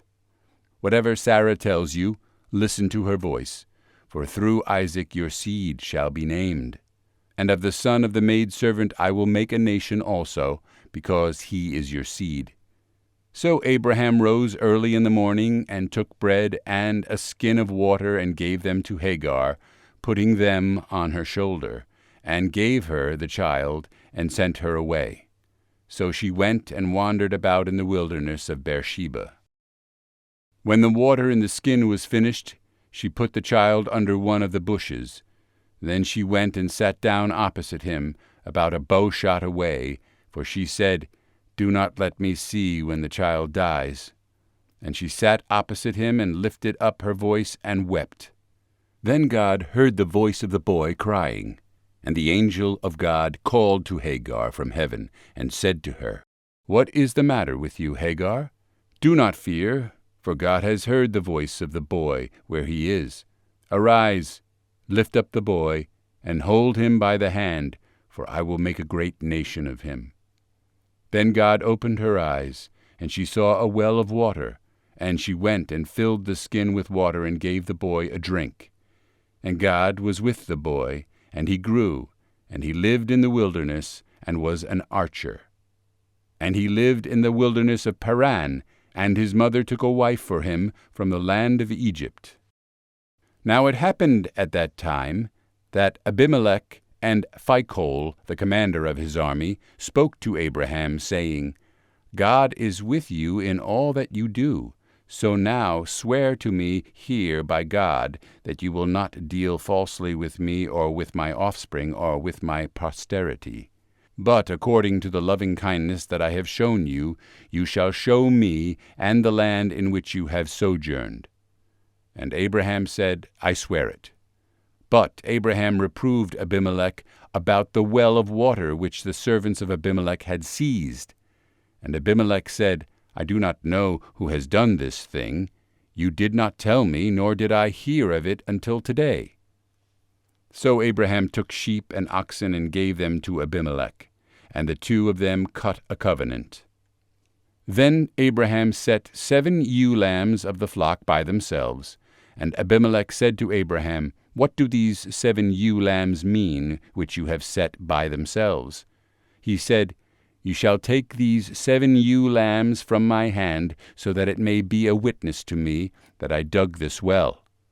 Therefore he called that place Beersheba, because there the two of them swore an oath. So they cut a covenant at Beersheba, and Abimelech and Phicol, the commander of his army, arose and returned to the land of the Philistines. And Abraham planted a tamarisk tree at Beersheba, and there he called upon the name of Yahweh, the everlasting God. And Abraham sojourned in the land of the Philistines for many days. Genesis chapter 22. Now it happened after these things, that God tested Abraham, and said to him, "Abraham?" And he said, "Here I am." Then he said, "Take now your son, your only one, whom you love, Isaac, and go forth to the land of Moriah, and offer him there as a burnt offering on one of the mountains of which I will tell you." So Abraham rose early in the morning, and saddled his donkey, and took 2 of his young men with him, and Isaac his son. And he split wood for the burnt offering, and arose and went to the place of which God had told him. On the 3rd day Abraham lifted up his eyes, and saw the place from a distance. And Abraham said to his young men, "Stay here with the donkey, while I and the boy go over there, and we will worship, and we will return to you." Then Abraham took the wood of the burnt offering, and put it on Isaac his son, and he took in his hand the fire and the knife. So the 2 of them walked on together. Then Isaac spoke to Abraham his father, and said, "My father?" And he said, "Here I am, my son." And he said, "Behold the fire and the wood, but where is the lamb for the burnt offering?" And Abraham said, "God will provide for himself the lamb for the burnt offering, my son." So the 2 of them walked on together. Then they came to the place of which God had told him. And Abraham built the altar there, and arranged the wood, and bound his son Isaac, and put him on the altar, on top of the wood. And Abraham stretched out his hand, and took the knife to slay his son. But the angel of Yahweh called to him from heaven, and said, "Abraham, Abraham." And he said, "Here I am." And he said, "Do not stretch out your hand against the boy, and do nothing to him, for now I know that you fear God, since you have not withheld your son, your only one, from me." Then Abraham lifted up his eyes and saw, and behold, there was a ram after it had been caught in the thicket by its horns. And Abraham went and took the ram and offered it up for a burnt offering in the place of his son. And Abraham called the name of that place, Yahweh will provide, as it is said this day, in the mount of Yahweh it will be provided. Then the angel of Yahweh called to Abraham a second time from heaven, and said, By myself I have sworn, declares Yahweh, because you have done this thing, and have not spared your son, your only one. Indeed, I will greatly bless you, and I will greatly multiply your seed, as the stars of the heavens, and as the sand which is on the seashore. And your seed shall possess the gate of his enemies. In your seed all the nations of the earth shall be blessed, because you have listened to my voice. So Abraham returned to his young men, and they arose and walked together to Beersheba. And Abraham lived at Beersheba. Now it happened after these things, that it was told to Abraham, saying, Behold, Milcah also has borne children to your brother Nahor, Uz his firstborn, and Buz his brother, and Kemuel the father of Aram, and Chesed, and Hazo, and Pildash, and Jidlaph, and Bethuel. And Bethuel was the father of Rebekah. These 8 Milcah bore to Nahor, Abraham's brother, and his concubine, whose name was Reumah, also bore Tebah, and Gaham, and Tahash, and Maacah. Genesis chapter 23. And Sarah lived 127 years. These were the years of the life of Sarah. Sarah died in Kiriath Arba, that is Hebron, in the land of Canaan. And Abraham came to mourn for Sarah and to weep for her. Then Abraham rose from before his dead and spoke to the sons of Heth, saying, I am a sojourner and a foreign resident among you. Give me a possession for a burial site among you, that I may bury my dead out of my sight. And the sons of Heth answered Abraham, saying to him, Hear us, my lord. You are a mighty prince among us. Bury your dead in the choicest of our burial sites. None of us will refuse you his burial sites for burying your dead. So Abraham rose and bowed to the people of the land, the sons of Heth, and he spoke with them, saying, If it is your desire for me to bury my dead out of my sight, hear me, and meet with Ephron the son of Zohar for me, that he may give me the cave of Machpelah, which belongs to him, which is at the end of his field. For the full price let him give it to me in your presence as a possession for a burial site. Now Ephron was sitting among the sons of Heth, and Ephron the Hittite answered Abraham in the hearing of the sons of Heth, even of all who went in at the gate of his city, saying, No, my lord, hear me. I give you the field, and I give you the cave that is in it. In the sight of the sons of my people I give it to you. Bury your dead. And Abraham bowed before the people of the land, and he spoke to Ephron in the hearing of the people of the land, saying, If you will only please hear me, I will give the silver for the field. Accept it from me, that I may bury my dead there. Then Ephron answered Abraham, saying to him, My lord, hear me. A piece of land worth 400 shekels of silver. What is that between me and you? So bury your dead. So Abraham heard Ephron, and Abraham weighed out for Ephron the silver which he had named in the hearing of the sons of Heth, 400 shekels of silver, commercial standard. So Ephron's field, which was in Machpelah, which faced Mamre, the field and the cave which was in it, and all the trees which were in the field, that were within all the confines of its border, were deeded over to Abraham, as purchased in the sight of the sons of Heth, before all who came in at the gate of his city. After this Abraham buried Sarah his wife in the cave of the field at Machpelah, facing Mamre, that is Hebron. in the land of Canaan. So the field and the cave that is in it were deeded over to Abraham for a possession, for a burial site, by the sons of Heth. Genesis chapter 24. Now Abraham was old, advanced in age, and Yahweh had blessed Abraham in every way.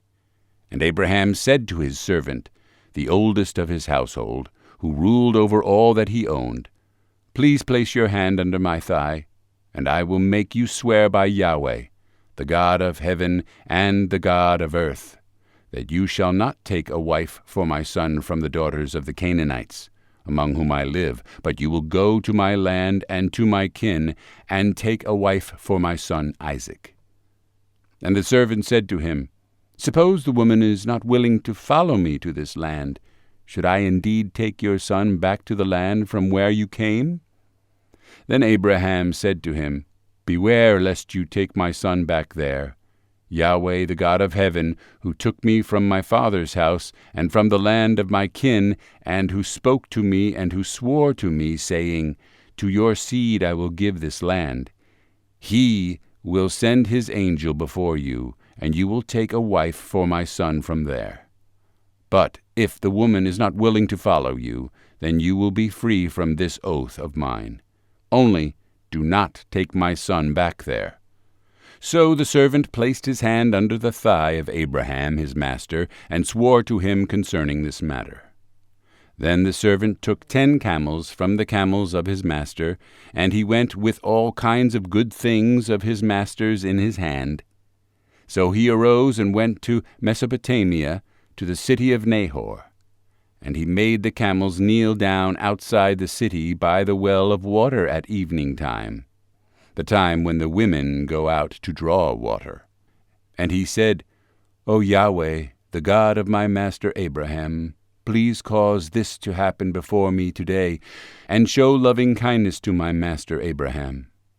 Behold, I am standing by the spring of water, and the daughters of the men of the city are coming out to draw water. Now may it be that the young woman to whom I say, Please let down your jar so that I may drink, and she says, Drink, and I will give water to your camels to drink also. May she be the one whom you have decided for your servant Isaac, and by this I will know that you have shown loving kindness to my master. And before he had finished speaking, behold, Rebekah, who was born to Bethuel, the son of Milcah, the wife of Abraham's brother Nahor, was coming out with her jar on her shoulder. Now the young woman was very beautiful in appearance, a virgin, and no man had known her. And she went down to the spring and filled her jar and came up. Then the servant ran to meet her and said, Please give me a little water to drink from your jar. And she said, Drink, my lord. And she quickly lowered her jar to her hand and gave him a drink. Now when she had finished giving him a drink, she said, I will draw also for your camels until they have finished drinking. So she hurried and emptied her jar into the watering channel and ran again to the well to draw. And she drew for all his camels. Meanwhile, the man was gazing at her in silence, to know whether Yahweh had made his journey successful or not. Now it happened that when the camels had finished drinking, the man took a gold ring weighing half a shekel, and 2 bracelets for her wrists weighing 10 shekels in gold, and said, Whose daughter are you? Please tell me, is there a place for us to lodge in your father's house? And she said to him, I am the daughter of Bethuel, the son of Milcah, whom she bore to Nahor. And she said to him, We have plenty of both straw and feed, and a place to lodge in. Then the man bowed low and worshipped Yahweh. And he said, Blessed be Yahweh, the God of my master Abraham, who has not forsaken his loving kindness and his truth toward my master. As for me, Yahweh has guided me in the way to the house of my master's brothers. Then the young woman ran and told her mother's household about these things. Now Rebekah had a brother whose name was Laban, and Laban ran outside to the man at the spring. Now it happened, when he saw the ring and the bracelets on his sister's wrists, And when he heard the words of Rebekah his sister, saying, "This is what the man said to me," he came out to the man, and behold, he was standing by the camels at the spring. And he said, "Come in, blessed of Yahweh. Why do you stand outside, since I have prepared the house and a place for the camels?" So the man came into the house. Then Laban unloaded the camels, and he gave straw and feed to the camels, and water to wash his feet and the feet of the men who were with him. Then food was set before him to eat, but he said, "I will not eat until I have spoken my words." And he said, "Speak." So he said, "I am Abraham's servant, and Yahweh has greatly blessed my master, so he has become great.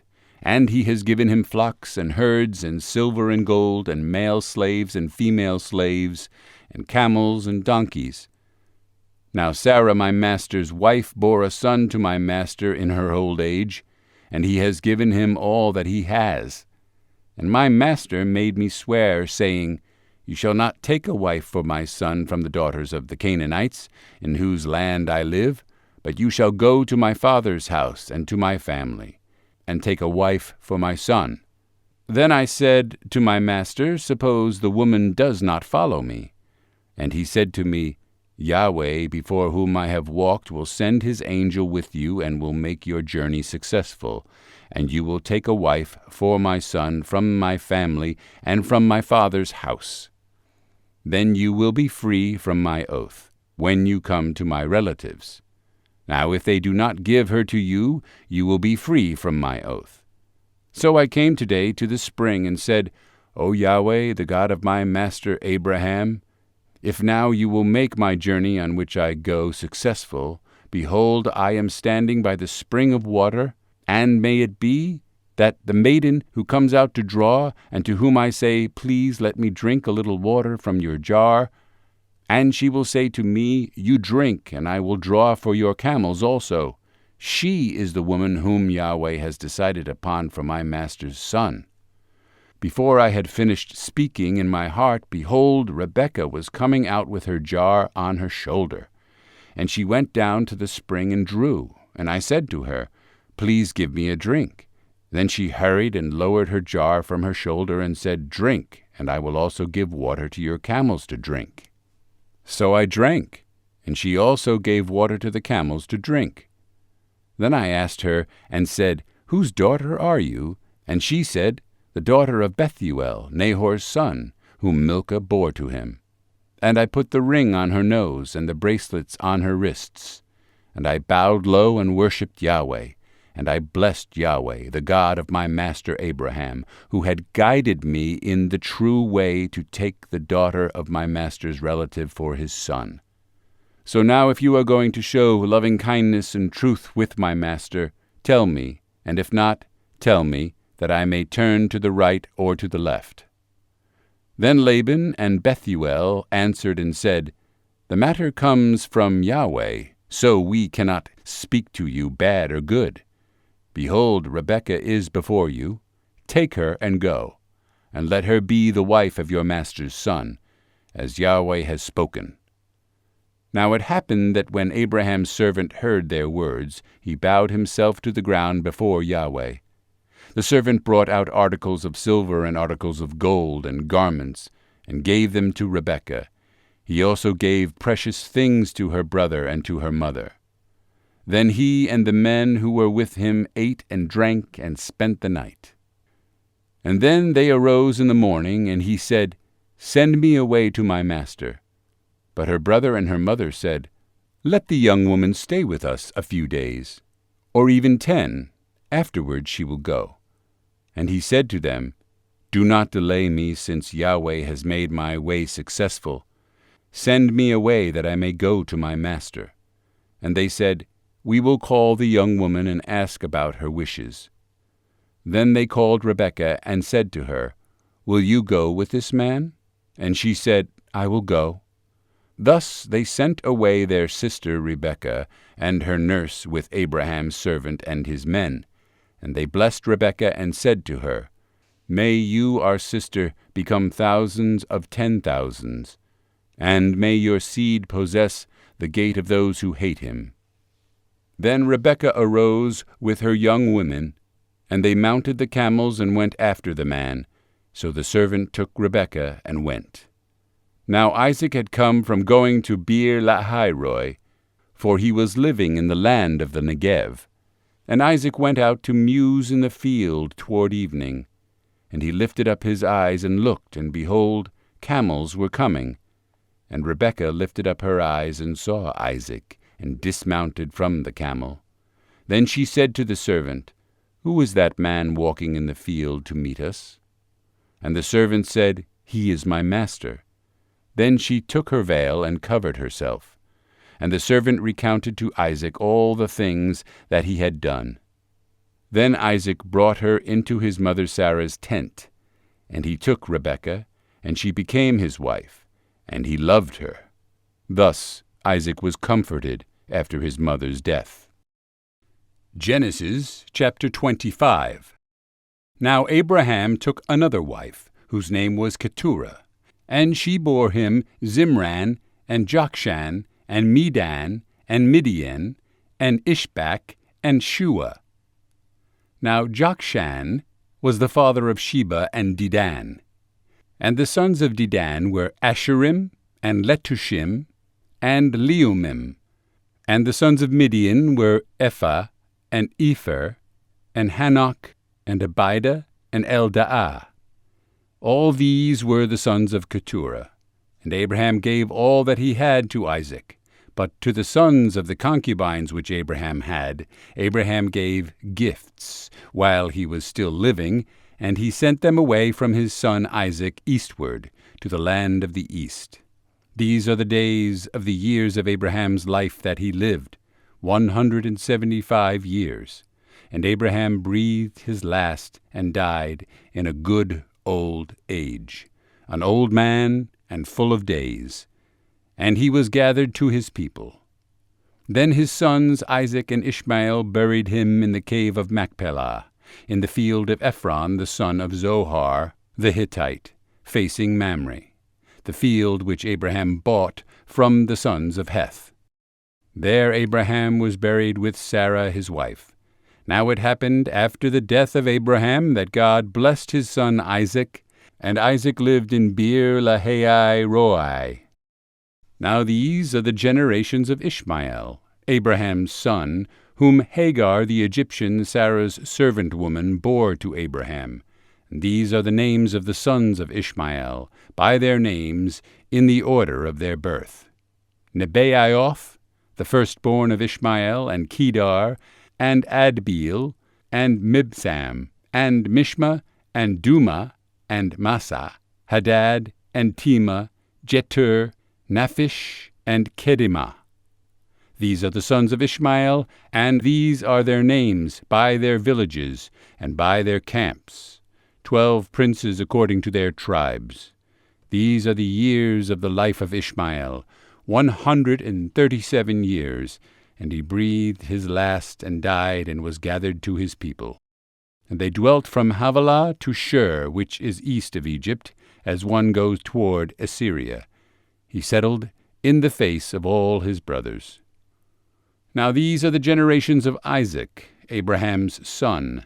Abraham became the father of Isaac. And Isaac was 40 years old when he took Rebekah, the daughter of Bethuel the Aramean of Padan Aram, the sister of Laban the Aramean, to be his wife. And Isaac entreated Yahweh on behalf of his wife because she was barren, and Yahweh was moved by his entreaty. So Rebekah his wife conceived, but the children struggled together within her. And she said, "If it is so, why then am I this way?" So she went to inquire of Yahweh. And Yahweh said to her, "2 nations are in your womb, and 2 peoples will be separated from your body, and one people shall be stronger than the other, and the older shall serve the younger." And her days to give birth were fulfilled, and behold, there were twins in her womb. And the first came forth red, all over like a hairy garment, and they named him Esau. Afterward his brother came forth with his hand holding on to Esau's heel. so his name was called Jacob. And Isaac was 60 years old when she gave birth to them. And the boys grew up. Esau became a skillful hunter, a man of the field, but Jacob was a peaceful man, living in tents. Isaac loved Esau because he had an appetite for hunted game, but Rebekah loved Jacob. And Jacob had cooked stew, and Esau came in from the field, and he was famished. Then Esau said to Jacob, "Please give me a swallow from the red stuff, this red stuff, for I am famished." Therefore his name was called Edom. But Jacob said, "First sell me your birthright." And Esau said, "Behold, I am about to die. So of what use then is the birthright to me?" And Jacob said, "First swear to me." So he swore to him, and sold his birthright to Jacob. So Jacob gave Esau bread and lentil stew, and he ate and drank and rose and went away. Thus Esau despised his birthright. Genesis chapter 26. Now there was a famine in the land, besides the previous famine that had occurred in the days of Abraham. So Isaac went to Gerar, to Abimelech, king of the Philistines. And Yahweh appeared to him and said, "Do not go down to Egypt. Dwell in the land of which I shall tell you. Sojourn in this land, and I will be with you and bless you. For to you and to your seed I will give all these lands. And I will establish the oath which I swore to your father Abraham. And I will multiply your seed as the stars of heaven, and I will give your seed to all these lands, and by your seed all the nations of the earth shall be blessed. Because Abraham listened to my voice, and kept my charge, my commandments, my statutes, and my laws." So Isaac lived in Gerar. Then the men of the place asked about his wife, and he said, "She is my sister." For he was afraid to say my wife, thinking, lest the men of the place kill me on account of Rebekah, for she is beautiful in appearance. Now it happened, when he had been there a long time, that Abimelech king of the Philistines looked out through a window and saw, and behold, Isaac was caressing his wife Rebekah. Then Abimelech called Isaac and said, "Behold, surely she is your wife. How then did you say, she is my sister?" And Isaac said to him, "Because I said, lest I die on account of her." And Abimelech said, "What is this you have done to us? One of the people might easily have lain with your wife, and you would have brought guilt upon us." So Abimelech commanded all the people, saying, "He who touches this man or his wife shall surely be put to death." And Isaac sowed in that land, and reaped in the same year 100-fold. And Yahweh blessed him, and the man became great and continued to grow greater until he became very great. And he had possessions of flocks and possessions of herds, and many servants, so that the Philistines were jealous of him. Now all the wells which his father's servant had dug in the days of Abraham his father, the Philistines stopped up by filling them with earth. Then Abimelech said to Isaac, "Go away from us, for you are too mighty for us." And Isaac departed from there and camped in the valley of Gerar, and settled there. Then Isaac dug again the wells of water which had been dug in the days of his father Abraham. But the Philistines had stopped them up after the death of Abraham, and he called them by the same names by which his father had called them. Then Isaac's servants dug in the valley and found there a well of flowing water. And the herdsmen of Gerar contended with the herdsmen of Isaac, saying, "The water is ours." So he named the well Esek, because they quarreled with him. Then they dug another well, and they contended over it also, so he called it Sitnah. Then he moved away from there and dug another well, and they did not contend over it. So he named it Rehoboth. And he said, "At last Yahweh has made room for us, and we will be fruitful in the land." And he went up from there to Beersheba, and Yahweh appeared to him that night, and said, "I am the God of your father Abraham. Do not fear, for I am with you. I will bless you and multiply your seed, for the sake of my servant Abraham." So he built an altar there and called upon the name of Yahweh, and pitched his tent there, and there Isaac's servants dug out a well. Now Abimelech came to him from Gerar with his adviser Ahuzath and Phicol the commander of his army. And Isaac said to them, "Why have you come to me, since you hate me and have sent me away from you?" Then they said, "We see plainly that Yahweh has been with you, so we said, Let there now be an oath between us, between you and us, and let us cut a covenant with you, that you will do us no harm, just as we have not touched you, and have done to you nothing but good, and have sent you away in peace. You are now the blessed of Yahweh." Then he made them a feast, and they ate and drank. In the morning they arose early, and each swore to the other. Then Isaac sent them away, and they departed from him in peace. Now it happened on that day that Isaac's servant came in and told him about the well which they had dug, and said to him, "We have found water." So he called it Shibah. Therefore the name of the city is Beersheba to this day. And Esau was 40 years old, and he took as a wife Judith the daughter of Beeri the Hittite, and also Basemath the daughter of Elon the Hittite. And they brought bitterness to Isaac and Rebekah. Genesis chapter 27. Now it happened that when Isaac was old, and his eyes were too dim to see, that he called his older son Esau, and said to him, "My son." And he said to him, "Here I am." And Isaac said, "Behold, now I am old, and I do not know the day of my death.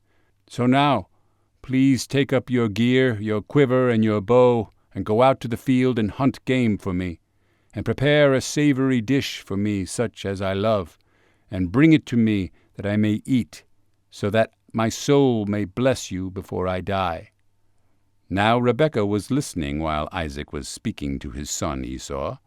Then Esau went to the field to hunt for game to bring to Isaac.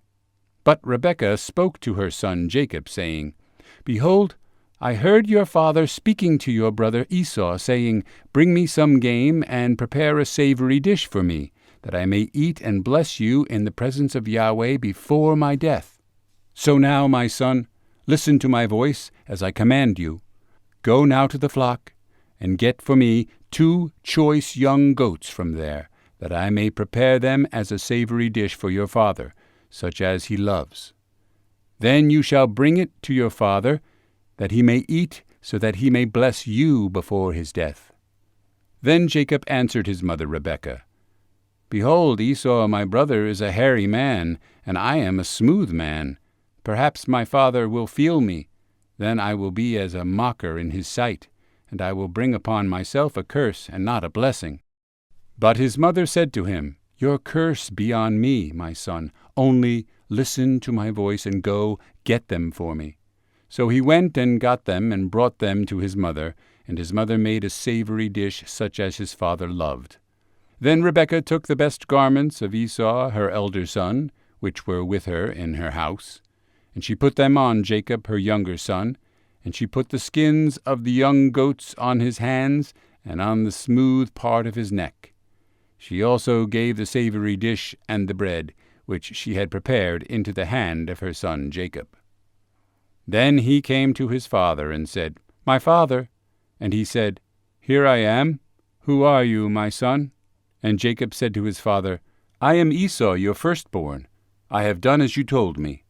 Rise up, please, sit and eat of my game, that your soul may bless me."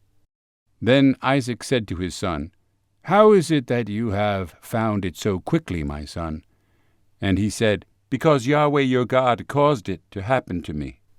Then Isaac said to Jacob, "Please come near, that I may feel you, my son, whether you are really my son Esau or not." So Jacob came near to Isaac his father, and he felt him and said, "The voice is the voice of Jacob, but the hands are the hands of Esau." And he did not recognize him, because his hands were hairy, like his brother Esau's hands. So he blessed him. And he said, "Are you really my son Esau?" And he said, "I am." So he said, "Bring it near to me, and I will eat of my son's game, that my soul may bless you. And he brought it near to him, and he ate. He also brought him wine, and he drank. Then his father Isaac said to him, Please come near and kiss me, my son. So he came near and kissed him, and he smelled the smell of his garments. And then he blessed him and said, See, the smell of my son is like the smell of a field which Yahweh has blessed. Now may God give you of the dew of heaven, and of the fatness of the earth, and an abundance of grain and new wine. May peoples serve you, and nations bow down to you. Be master of your brothers, and may your mother's sons bow down to you. Cursed be those who curse you, and blessed be those who bless you. Now it happened that as soon as Isaac had finished blessing Jacob, and Jacob had hardly gone out from the presence of Isaac his father, that Esau his brother came in from his hunting.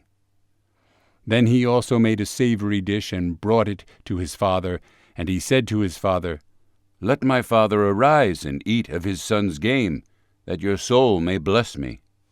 And Isaac his father said to him, Who are you? And he said, I am your son, your firstborn, Esau. Then Isaac trembled exceedingly violently, and said, Who was he then that hunted game and brought it to me, so that I ate of all of it before you came, and blessed him? Indeed, he shall be blessed. As Esau heard the words of his father, he cried out with an exceedingly great and bitter cry, and said to his father, Bless me also, O my father. And he said, Your brother came deceitfully and has taken away your blessing. Then he said, Is he not rightly named Jacob? For he has supplanted me these 2 times. He took away my birthright, and behold, now he has taken away my blessing. And he said, Have you not reserved a blessing for me? But Isaac answered and said to Esau, Behold, I have made him your master, and all his fellow brothers I have given to him as servants, and with grain and new wine I have sustained him. Now as for you then, what can I do, my son? And Esau said to his father, Do you have only one blessing, my father? Bless me, even me also, O my father. So Esau lifted his voice and wept. Then Isaac his father answered and said to him, Behold, away from the fatness of the earth shall be your habitation, and away from the dew of heaven from above. By your sword you shall live, and your brothers you shall serve. But it shall be when you become restless that you will break his yoke from your neck. So Esau bore a grudge against Jacob because of the blessing with which his father had blessed him. And Esau said in his heart, The days of mourning for my father are near. Then I will kill my brother Jacob. Then the words of her elder son Esau were told to Rebekah. So she sent and called her younger son Jacob, and said to him, Behold, your brother Esau is consoling himself concerning you by planning to kill you. So now, my son, listen to my voice, and arise, flee to Haran, to my brother Laban. Stay with him a few days, until your brother's wrath subsides, until your brother's anger against you subsides, and he forgets what you did to him. Then I will send and get you from there. Why should I be bereaved of you both in one day? Then Rebekah said to Isaac, I am tired of living because of the daughters of Heth. If Jacob takes a wife from the daughters of Heth, like these, from the daughters of the land, what good will my life be to me? Genesis chapter 28. So Isaac called Jacob, and blessed him, and commanded him, and said to him, You shall not take a wife from the daughters of Canaan. Arise, go to Paddan Aram, to the house of Bethuel, your mother's father, and from there take to yourself a wife from the daughters of Laban, your mother's brother. May God Almighty bless you, and make you fruitful, and multiply you, that you may become an assembly of peoples. May he also give you the blessing of Abraham to you and to your seed with you, that you may possess the land of your sojournings, which God gave to Abraham. Then Isaac sent Jacob away, and he went to Padan Aram to Laban, son of Bethuel the Aramean, the brother of Rebekah, the mother of Jacob and Esau. And Esau saw that Isaac had blessed Jacob, and sent him away to Padan Aram to take for himself a wife from there, and that when he blessed him he commanded him, saying, You shall not take a wife from the daughters of Canaan. And that Jacob had listened to his father and his mother, and had gone to Padan Aram. So Esau saw that the daughters of Canaan were displeasing in the sight of his father Isaac. And Esau went to Ishmael, and took Mahalath, the daughter of Ishmael, Abraham's son, the sister of Nebaioth, to be his wife, besides the wives that he had. Then Jacob departed from Beersheba, and went toward Haran. And he reached a certain place, and spent the night there, because the sun had set. And he took one of the stones of the place, and put it under his head, and lay down in that place.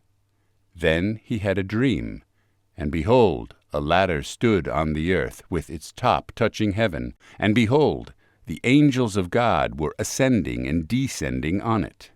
And behold, Yahweh stood above it, and said, I am Yahweh, the God of your father Abraham, and the God of Isaac. The land on which you lie, I will give it to you and to your seed. And your seed will also be like the dust of the earth, and you will spread out to the west and to the east, and to the north and to the south. And in you and in your seed all the families of the earth shall be blessed. Behold, I am with you, and will keep you wherever you go. And I will bring you back to this land, for I will not forsake you until I have done what I have promised you. Then Jacob awoke from his sleep, and said, Surely Yahweh is in this place, and I did not know it. And he was afraid, and said, How fearsome is this place! This is none other than the house of God, and this is the gate of heaven. So Jacob rose early in the morning, and took the stone that he had put under his head, and set it up as a pillar, and poured oil on its top. And he called the name of that place Bethel. However, previously the name of the city had been Luz. Then Jacob made a vow, saying, If God will be with me, and will keep me on this journey on which I am going, and will give me food to eat and garments to wear, and I return to my father's house in peace, then Yahweh will be my God. Now this stone, which I have set up as a pillar, will be God's house, and of all that you give me, I will surely give a tenth to you. Genesis chapter 29. Then Jacob took up his journey, and came to the land of the sons of the east. And he looked, and behold, a well in the field, and behold, 3 flocks of sheep were lying there beside it. For from that well they gave water to the flocks to drink. Now the stone on the mouth of the well was large, and all the flocks would be gathered there, and they would roll the stone from the mouth of the well, and give water to the sheep to drink, and return the stone back to its place on the mouth of the well. And Jacob said to them, My brothers, where are you from? And they said, We are from Haran. Then he said to them, Do you know Laban the son of Nahor? And they said, We know him. And he said to them, Is it well with him? And they said, It is well, and here is Rachel his daughter coming with the sheep. And he said, Behold, it is still high day. It is not time for the livestock to be gathered. Give water to the sheep to drink, and go, pasture them. But they said, We cannot, until all the flocks are gathered, and they roll the stone from the mouth of the well. Then we give water to the sheep to drink. While he was still speaking with them, Rachel came with her father's sheep, for she was a shepherdess. Now it happened, when Jacob saw Rachel the daughter of Laban, his mother's brother, and the sheep of Laban, his mother's brother, Jacob came near and rolled the stone from the mouth of the well, and gave water to the flock of Laban, his mother's brother, to drink. Then Jacob kissed Rachel, and lifted his voice and wept. And Jacob told Rachel that he was a relative of her father, and that he was Rebekah's son. And she ran and told her father. So it happened that when Laban heard the report of Jacob his sister's son, he ran to meet him, and he embraced him, and kissed him, and brought him to his house. Then he recounted to Laban all these things. And Laban said to him, Surely you are my bone and my flesh. And he stayed with him 1 month. Then Laban said to Jacob, Because you are my relative, should you therefore serve me for nothing? Tell me, what shall your wages be? Now Laban had 2 daughters. The name of the older was Leah, and the name of the younger was Rachel. And Leah's eyes were weak, but Rachel was beautiful in form and beautiful in appearance. Now Jacob loved Rachel, so he said, I will serve you 7 years for your younger daughter Rachel. And Laban said, It is better that I give her to you than to give her to another man. Stay with me. So Jacob served 7 years for Rachel, and they were in his sight but a few days because of his love for her. Then Jacob said to Laban, Give me my wife, for my days are fulfilled, that I may go in to her. And Laban gathered all the men of the place and made a feast. Now it happened in the evening that he took his daughter Leah and brought her to him, and Jacob went in to her. Laban also gave his servant woman Zilpah to his daughter Leah as a servant woman. Now it happened in the morning that, behold, it was Leah. And he said to Laban, What is this you have done to me? Was it not for Rachel that I served with you? Why then have you deceived me? But Laban said, It is not the practice in our place to give the younger before the firstborn. Fulfill the week of this one, and we will give you the other also for the service which you shall serve with me for another 7 years. And Jacob did so and fulfilled her week, and he gave him his daughter Rachel as his wife. Laban also gave his servant woman Bilhah to his daughter Rachel as her servant woman. So Jacob went in to Rachel also, and indeed he loved Rachel more than Leah, and he served with Laban for another 7 years. And Yahweh saw that Leah was unloved, and he opened her womb, but Rachel was barren. So Leah conceived and bore a son, and named him Reuben, for she said, Because Yahweh has seen my affliction, surely now my husband will love me. Then she conceived again and bore a son, and said, Because Yahweh has heard that I am unloved, he has therefore given me this son also. So she named him Simeon. And she conceived again and bore a son, and said, Now this time my husband will be joined to me, because I have borne him 3 sons. Therefore he was named Levi. And she conceived again and bore a son, and said, This time I will praise Yahweh. Therefore she named him Judah. Then she stopped bearing. Genesis chapter 30. Then Rachel saw that she bore Jacob no children, so she became jealous of her sister, and she said to Jacob, Give me children, or else I die. Then Jacob's anger burned against Rachel, and he said, Am I in the place of God, who has withheld from you the fruit of the womb? And she said, Here is my maidservant Bilhah. Go in to her, that she may bear on my knees, that through her I too may obtain children. So she gave him her servant woman Bilhah as a wife, and Jacob went into her. And Bilhah conceived and bore Jacob a son. Then Rachel said, God has rendered justice to me, and has indeed listened to my voice, and has given me a son. Therefore she named him Dan. And Rachel's servant woman Bilhah conceived again, and bore Jacob a second son. So Rachel said, With mighty wrestlings I have wrestled with my sister, and I have indeed prevailed. And she named him Naphtali. Then Leah saw that she had stopped bearing, so she took her servant woman Zilpah, and gave her to Jacob as a wife.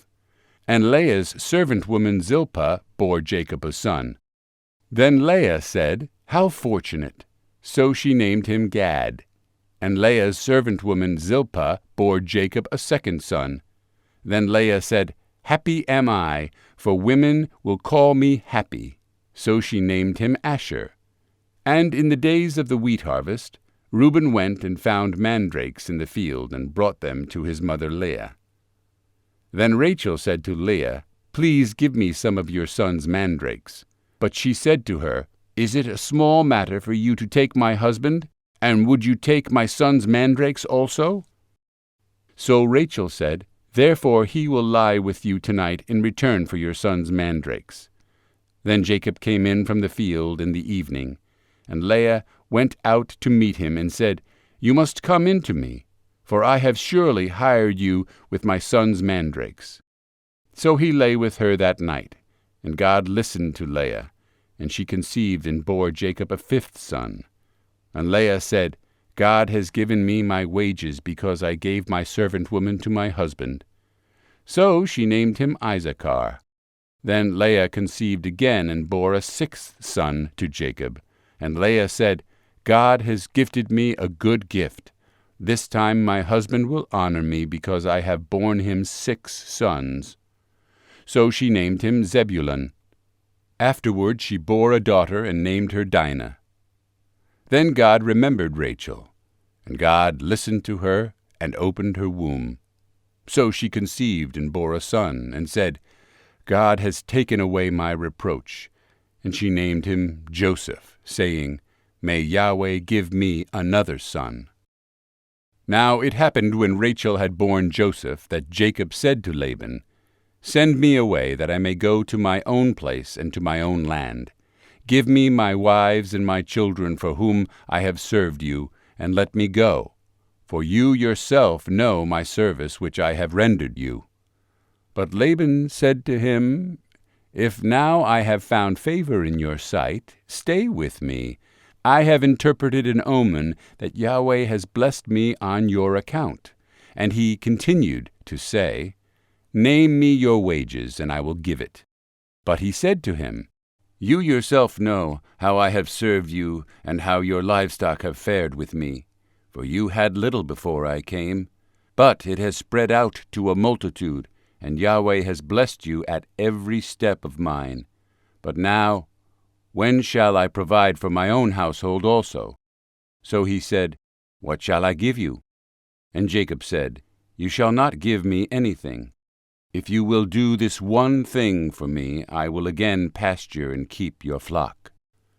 Let me pass through your entire flock today, removing from there every speckled and spotted sheep, and every black one among the lambs, and the spotted and speckled among the goats, and such shall be my wages. So my righteousness will answer for me later, when you come concerning my wages. Every one that is not speckled and spotted among the goats, and black among the lambs, if found with me, will be considered stolen." And Laban said, "Behold, let it be according to your word." So he removed on that day the striped and spotted male goats, and all the speckled and spotted female goats, every one with white in it, and all the black ones among the sheep, and gave them into the care of his sons. And he put a distance of 3 days' journey between himself and Jacob. And Jacob was pasturing the rest of Laban's flocks. Then Jacob took fresh rods of poplar and almond and plane trees, and he peeled white stripes in them, exposing the white which was in the rods. And he set the rods which he had peeled in front of the flocks in the trough, that is, in the watering channels, where the flocks came to drink. And they mated when they came to drink. So the flocks mated by the rods, and the flocks brought forth striped, speckled, and spotted. And Jacob separated the lambs, and he made the flocks face toward the striped and all the black in the flock of Laban. And he set his own herds apart, and did not set them with Laban's flock. Now it would be that, whenever the stronger of the flock were mating, Jacob would place the rods in the sight of the flock in the trough, so that they might mate by the rods. But when the flock was feeble, he did not put them in. So the feebler were Laban's, and the stronger Jacob's. So the man spread out exceedingly, and had large flocks, and female and male servants, and camels, and donkeys. Genesis chapter 31. Then Jacob heard the words of Laban's sons, saying, Jacob has taken away all that belonged to our father, and from what belonged to our father he has made all this wealth. And Jacob saw the face of Laban, and behold, it was not friendly toward him as formerly. Then Yahweh said to Jacob, Return to the land of your fathers and to your kin, and I will be with you. So Jacob sent and called Rachel and Leah to his flock in the field, and he said to them, I see your father's face, that it is not friendly toward me as formerly. But the God of my father has been with me. You also know that I have served your father with all my power. Yet your father has cheated me and changed my wages 10 times. However, God did not allow him to harm me. If he spoke thus, The speckled shall be your wages, then all the flock bore speckled. And if he spoke thus, The striped shall be your wages, then all the flock bore striped. Thus God has delivered your father's livestock and given them to me. Now it happened at the time when the flock were mating, that I lifted up my eyes and saw in a dream, and behold, the male goats which were mating were striped, speckled, and mottled. Then the angel of God said to me in the dream, Jacob. And I said, Here I am. He said, Lift up now your eyes and see that all the male goats which are mating are striped, speckled, and mottled. For I have seen all that Laban has been doing to you. I am the God of Bethel, where you anointed a pillar, where you made a vow to me. Now arise, leave this land, and return to the land of your kin. Then Rachel and Leah said to him, Do we still have any portion or inheritance in our father's house? Are we not counted by him as foreigners? For he has sold us, and has also entirely consumed our purchase price. Surely all the riches which God has delivered over to us from our father belong to us and our children. Now then, do whatever God has said to you. Then Jacob arose, and put his children and his wives upon camels, and he drove away all his livestock and all his possessions which he had accumulated, his acquired livestock which he had accumulated in Padan Aram, in order to go to the land of Canaan to his father Isaac. Now Laban had gone to shear his flock. Then Rachel stole the household idols that were her father's, and Jacob deceived Laban the Aramean by not telling him that he was fleeing. So he fled with all that he had. And he arose, and crossed the river, and set his face toward the hill country of Gilead. Then it was told to Laban on the 3rd day that Jacob had fled. So he took his relatives with him, and pursued him a distance of 7 days' journey. And he overtook him in the hill country of Gilead. And God came to Laban the Aramean in a dream of the night, and said to him, Beware lest you speak to Jacob either good or bad.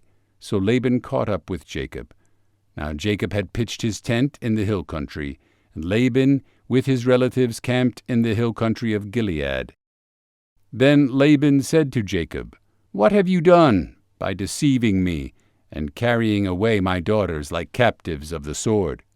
Why did you flee secretly and deceive me and not tell me, so that I might have sent you away with gladness and with songs, with tambourine and with lyre, and not allow me to kiss my sons and my daughters?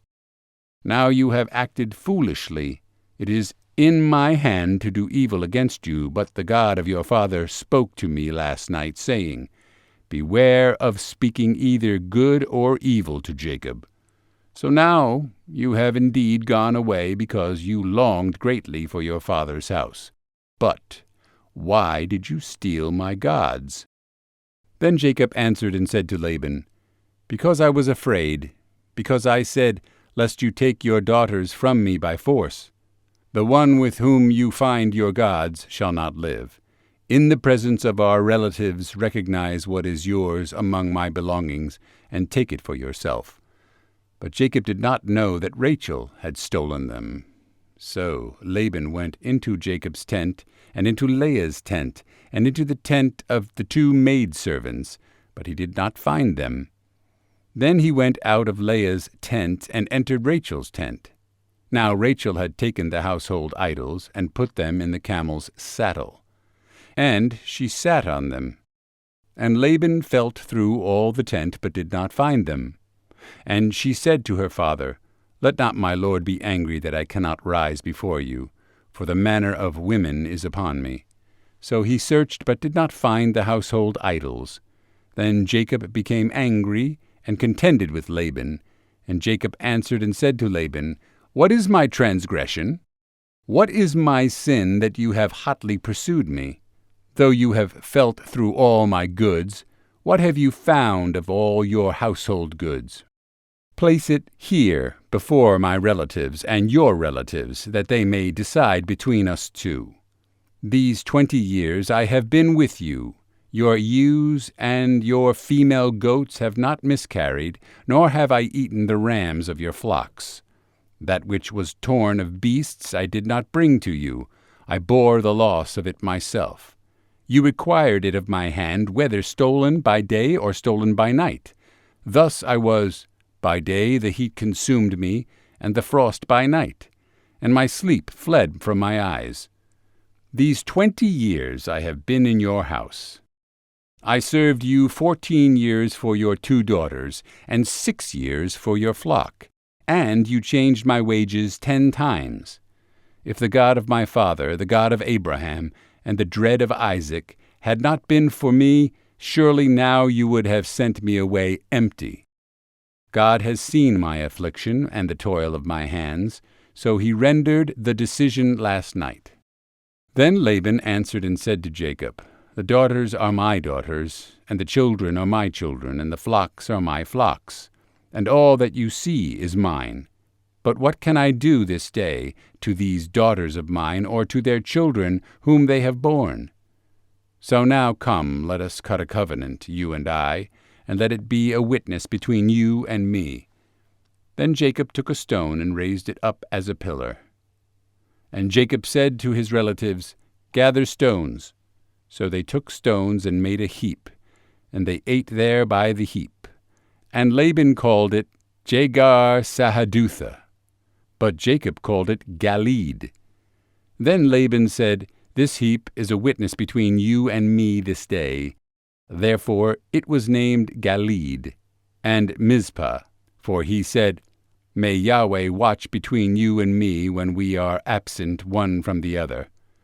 If you afflict my daughters, or if you take wives besides my daughters, although no man is with us, see, God is witness between you and me. And Laban said to Jacob, Behold this heap, and behold the pillar which I have set between you and me. This heap is a witness, and the pillar is a witness, that I will not pass by this heap to you for harm, and you will not pass by this heap and this pillar to me for harm. The God of Abraham and the God of Nahor, the God of their father, judge between us. So Jacob swore by the dread of his father Isaac. Then Jacob offered a sacrifice on the mountain, and called his relatives to eat a meal. And they ate the meal, and spent the night on the mountain. And Laban arose early in the morning, and kissed his sons and his daughters, and blessed them. Then Laban departed, and returned to his place. Genesis chapter 32. Now Jacob went on his way, and the angels of God met him. Then Jacob said when he saw them, This is God's camp. So he named that place Mahanaim. Then Jacob sent messengers before him to his brother Esau in the land of Seir, the country of Edom. He also commanded them, saying, Thus you shall say to my lord, to Esau, Thus says your servant Jacob, I have sojourned with Laban, and have been delayed until now. And I have oxen and donkeys and flocks and male and female slaves, and I have sent to tell my lord, that I may find favor in your sight. Then the messengers returned to Jacob, saying, We came to your brother to Esau, and furthermore he is coming to meet you, and 400 men are with him. Then Jacob was greatly afraid and distressed, and he divided the people who were with him, and the flocks and the herds and the camels, into 2 camps. And he said, If Esau comes to the one camp and strikes it, then the camp which remains will escape. And Jacob said, O God of my father Abraham, and God of my father Isaac, O Yahweh, who said to me, Return to your land and to your kin, and I will prosper you. I am unworthy of all the loving kindness and of all the truth which you have shown to your slave. For with my staff only I crossed this Jordan, and now I have become 2 camps. Deliver me, I pray, from the hand of my brother, from the hand of Esau, for I fear him, lest he come and strike me down with the mothers and the children. For you said, I will surely prosper you and make your seed as the sand of the sea, which is too great to be numbered. So he spent the night there. Then he took from what he had with him a present for his brother Esau, 200 female goats and 20 male goats, 200 ewes and 20 rams, 30 milking camels and their colts, 40 cows and 10 bulls, 20 female donkeys and 10 male donkeys. And he gave them into the hand of his servants, every flock by itself, and said to his servants, Pass on before me, and put a space between flocks. And he commanded the first one in front, saying, When my brother Esau meets you and asks you, saying, To whom do you belong, and where are you going, and to whom do these animals in front of you belong? Then you shall say, These belong to your servant Jacob. It is a present sent to my lord, to Esau. And behold, he also is behind us. Then he commanded also the second and the third, and all those who followed the flocks, saying, After this manner you shall speak to Esau when you find him, and you shall say, Behold, your servant Jacob also is behind us. For he said, I will appease his face with the present that goes before me. Then afterward I will see his face. Perhaps he will lift up my face. So the present passed on before him, while he himself spent that night in the camp. And he arose that same night, and took his 2 wives and his 2 servant women, and his 11 children, and crossed the ford of the Jabbok. And he took them and sent them across the stream, and he sent across whatever he had. Then Jacob was left alone, and a man wrestled with him until the breaking of dawn. And he saw that he had not prevailed against him, so he touched the socket of his thigh, and so the socket of Jacob's thigh was dislocated while he wrestled with him. Then he said, Let me go, for the dawn is breaking. But he said, I will not let you go unless you bless me. So he said to him, What is your name? And he said, Jacob. Then he said, Your name shall no longer be Jacob, but Israel, for you have striven with God and with men, and have prevailed. Then Jacob asked him and said, Please tell me your name. But he said, Why is it that you ask my name? And he blessed him there. So Jacob named the place Peniel, for he said, I have seen God face to face, yet my life has been delivered. And the sun rose upon him just as he crossed over Penuel, and he was limping on his thigh. Therefore to this day the sons of Israel do not eat the sinew of the hip, which is on the socket of the thigh, because he touched the socket of Jacob's thigh in the sinew of the hip. Genesis chapter 33. Then Jacob lifted up his eyes and saw, and behold, Esau was coming, and 400 men with him. So he divided the children among Leah and Rachel and the 2 servant women, and he put the servant women and their children first, and Leah and her children after them, and Rachel and Joseph after them. But he himself passed on ahead of them, and bowed down to the ground 7 times until he came near to his brother. Then Esau ran to meet him, and embraced him, and fell on his neck and kissed him, and they wept. And he lifted up his eyes and saw the women and the children, and said, Who are these with you? And he said, The children whom God has graciously given your servant. Then the servant women came near with their children, and they bowed down. Leah likewise came near with her children, and they bowed down, And afterward Joseph came near with Rachel, and they bowed down. And he said, What do you mean by all these camps which I have met? And he said, To find favor in the sight of my lord. But Esau said, I have plenty, my brother. Let what you have be your own. And Jacob said, No, please, if now I have found favor in your sight, then take my present from my hand, for I see your face as one sees the face of God, and you have received me favorably. Please take my blessing which has been brought to you, because God has dealt graciously with me, and because I have everything. Thus he urged him, and he took it. Then Esau said, Let us take our journey and go, and I will go before you. But he said to him, My lord knows that the children are weak, and that the flocks and herds which are nursing are a care to me. And if they are driven hard one day, all the flocks will die. Please let my lord pass on before his servant, and I will lead on slowly according to the pace of the cattle that are before me, and according to the pace of the children, until I come to my lord at Seir. Then Esau said, Please let me leave with you some of the people who are with me. But he said, Why do this? Let me find favor in the sight of my lord. So Esau returned that day on his way to Seir. But Jacob journeyed to Succoth, and built for himself a house, and made booths for his livestock. Therefore the place is named Succoth. Now Jacob came safely to the city of Shechem, which is in the land of Canaan, when he came from Padan Aram, and he camped before the city. Then he bought a portion of a field where he had pitched his tent from the hand of the sons of Hamor, Shechem's father, for 100 kesita. Then he set up there an altar and called it El Elohi Israel. Genesis chapter 34. Now Dinah, the daughter of Leah, whom she had borne to Jacob, went out to see the daughters of the land. Then Shechem, the son of Hamor the Hivite, the prince of the land, saw her, and took her, and lay with her, and violated her. And he was deeply attracted to Dinah, the daughter of Jacob, and he loved the young woman, and spoke to the heart of the young woman.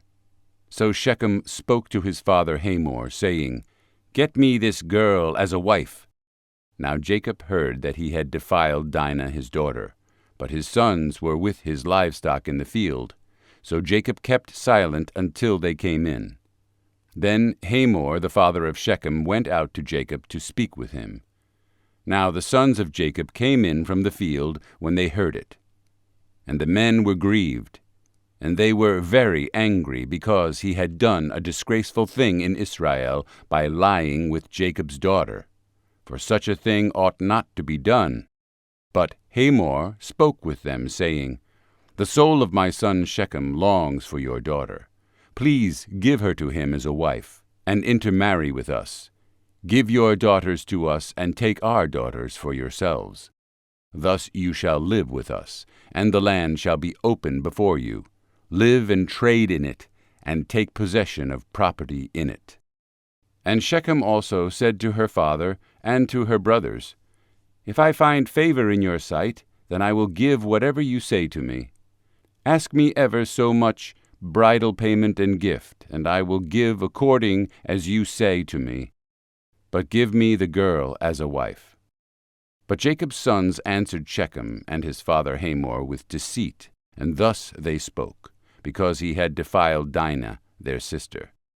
And they said to them, We cannot do this thing, to give our sister to one who is uncircumcised, for that would be a reproach to us. Only on this condition will we consent to you. If you will become like us, in that every male among you be circumcised, then we will give our daughters to you, and we will take your daughters for ourselves. And we will live with you and become one people. But if you will not listen to us to be circumcised, then we will take our daughter and go. Now their words seemed good in the sight of Hamor and Shechem, Hamor's son. So the young man did not delay to do the thing because he was delighted with Jacob's daughter. Now he was more honored than all the household of his father. So Hamor and his son Shechem came to the gate of their city, and spoke to the men of their city, saying, These men are peaceful with us, therefore let them live in the land and trade in it. For behold, the land is large enough for them. Let us take their daughters for us as wives, and give our daughters to them. Only on this condition will the men consent to us to live with us, to become one people, that every male among us be circumcised as they are circumcised. Will not their livestock and what they acquire and all their cattle be ours? Only let us consent to them, and they will live with us. And all who went out of the gate of his city listened to Hamor and to his son Shechem, and every male was circumcised, all who went out of the gate of his city. Now it happened, on the third day, when they were in pain, that two of Jacob's sons, Simeon and Levi, Dinah's brothers, each took his sword, and came upon the unsuspecting city, and killed every male. And they killed Hamor and his son Shechem with the edge of the sword, and took Dinah from Shechem's house, and went away. Jacob's sons came upon the slain, and plundered the city, because they had defiled their sister. They took their flocks and their herds, and their donkeys, and that which was in the city, and that which was in the field. And they captured and plundered all their wealth, and all their little ones, and their wives, even all that was in the houses. Then Jacob said to Simeon and Levi, You have brought trouble on me by making me odious among the inhabitants of the land, among the Canaanites and the Perizzites. And my men being few in number, they will gather together against me, and strike me, and I will be destroyed, I and my household. But they said, Should he treat our sister as a harlot? Genesis chapter 35. Then God said to Jacob, Arise, go up to Bethel, and live there, and make an altar there to God, who appeared to you when you fled from your brother Esau. So Jacob said to his household, and to all who were with him, Put away the foreign gods which are among you, and cleanse yourselves, and change your garments, and let us arise and go up to Bethel. And I will make an altar there to God, who answered me in the day of my distress, and has been with me wherever I have gone. So they gave to Jacob all the foreign gods which they had, and the rings which were in their ears, and Jacob hid them under the oak which was near Shechem. Then they journeyed on, and there was a terror from God upon the cities which were around them, and they did not pursue the sons of Jacob. So Jacob came to Luz, that is, Bethel, which is in the land of Canaan, he and all the people who were with him. And he built an altar there, and called the place El Bethel, because there God had revealed himself to him when he fled from his brother. Then Deborah, Rebekah's nurse, died, and she was buried below Bethel under the oak. It was named Allon Bakuth. Then God appeared to Jacob again when he came from Padan Aram, and he blessed him. And God said to him, Your name is Jacob. Your name shall no longer be called Jacob, but Israel shall be your name. Thus he called his name Israel. God also said to him, I am God Almighty. Be fruitful and multiply. A nation and an assembly of nations shall come from you, and kings shall come forth from your loins. And the land which I gave to Abraham and Isaac I will give it to you, and I will give the land to your seed after you. Then God went up from him in the place where he had spoken with him. And Jacob set up a pillar in the place where he had spoken with him, a pillar of stone, and he poured out a drink offering on it. He also poured oil on it. So Jacob named the place where God had spoken with him Bethel. Then they journeyed from Bethel, and there was still some distance to go to Ephrath. And Rachel gave birth, and she suffered severely in her labor. Now it happened that when she was in severe labor, the midwife said to her, Do not fear, for now you have another son. Now it happened as her soul was departing, for she died, that she named him Ben-Oni, but his father called him Benjamin. So Rachel died and was buried on the way to Ephrath, that is, Bethlehem. And Jacob set up a pillar over her grave, that is, the pillar of Rachel's grave to this day. Then Israel journeyed on, and pitched his tent beyond the tower of Eder. Now it happened, while Israel was dwelling in that land, that Reuben went and lay with Bilhah, his father's concubine, and Israel heard of it. And there were 12 sons of Jacob. The sons of Leah, Reuben, Jacob's firstborn, then Simeon and Levi, and Judah, and Issachar, and Zebulun. The sons of Rachel, Joseph and Benjamin. And the sons of Bilhah, Rachel's servant woman, Dan and Naphtali. And the sons of Zilpah, Leah's servant woman, Gad and Asher. These are the sons of Jacob who were born to him in Padan Aram. And Jacob came to his father Isaac at Mamre of Kiriath Arba, that is Hebron, where Abraham and Isaac had sojourned.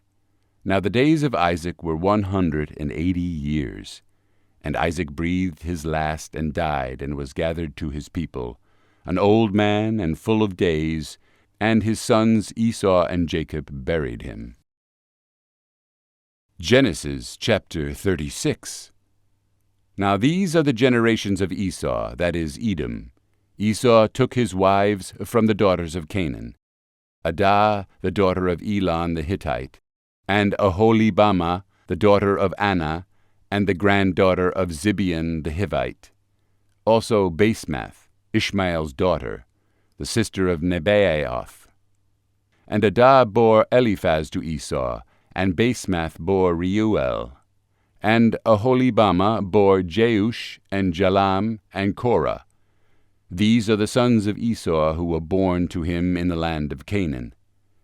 Then Esau took his wives and his sons and his daughters, and all his household, and his livestock, and all his cattle, and all his acquired goods, which he had accumulated in the land of Canaan, and he went to a land away from his brother Jacob. For their possessions had become too great for them to live together, and the land where they sojourned could not sustain them because of their livestock.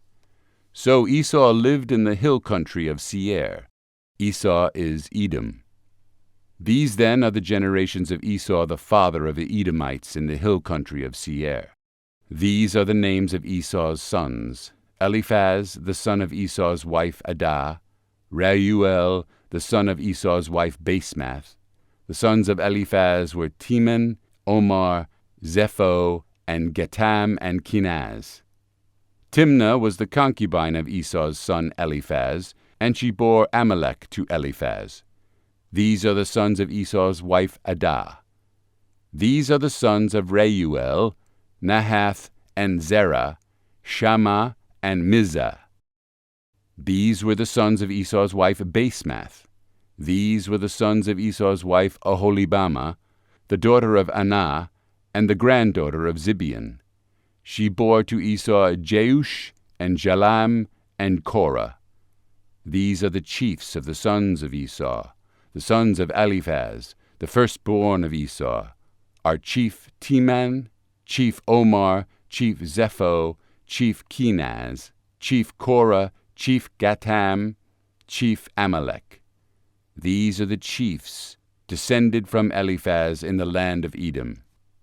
These are the sons of Adah. These are the sons of Reuel, Esau's son, chief Nahath, chief Zerah, chief Shammah, chief Mizah. These are the chiefs descended from Reuel in the land of Edom. These are the sons of Esau's wife Basemath. These are the sons of Esau's wife Aholibamah, chief Jeush, chief Jalam, chief Korah. These are the chiefs descended from Esau's wife Aholibamah, the daughter of Anah. These are the sons of Esau, that is Edom, and these are the chiefs. These are the sons of Seir the Horite, the inhabitants of the land, Lotan, and Shobal, and Zibeon, and Anah, and Dishon, and Ezer, and Dishan. These are the chief descended from the Horites, the sons of Seir in the land of Edom. The sons of Lotan were Hori and Hemam, and Lotan's sister was Timnah. These are the sons of Shobal, Alvan, and Manahath, and Ebal, Shepho, and Onam. These are the sons of Zibeon, Aiah, and Anah. He is the Anah who found the hot springs in the wilderness when he was pasturing the donkeys of his father Zibeon. These are the children of Anah, Dishon and Oholibamah, the daughter of Anah. These are the sons of Dishon, Hemdan, and Eshban, and Ithran, and Cheran. These are the sons of Ezer, Bilhan, and Zaavan, and Akan. These are the sons of Dishan, Uz, and Aran.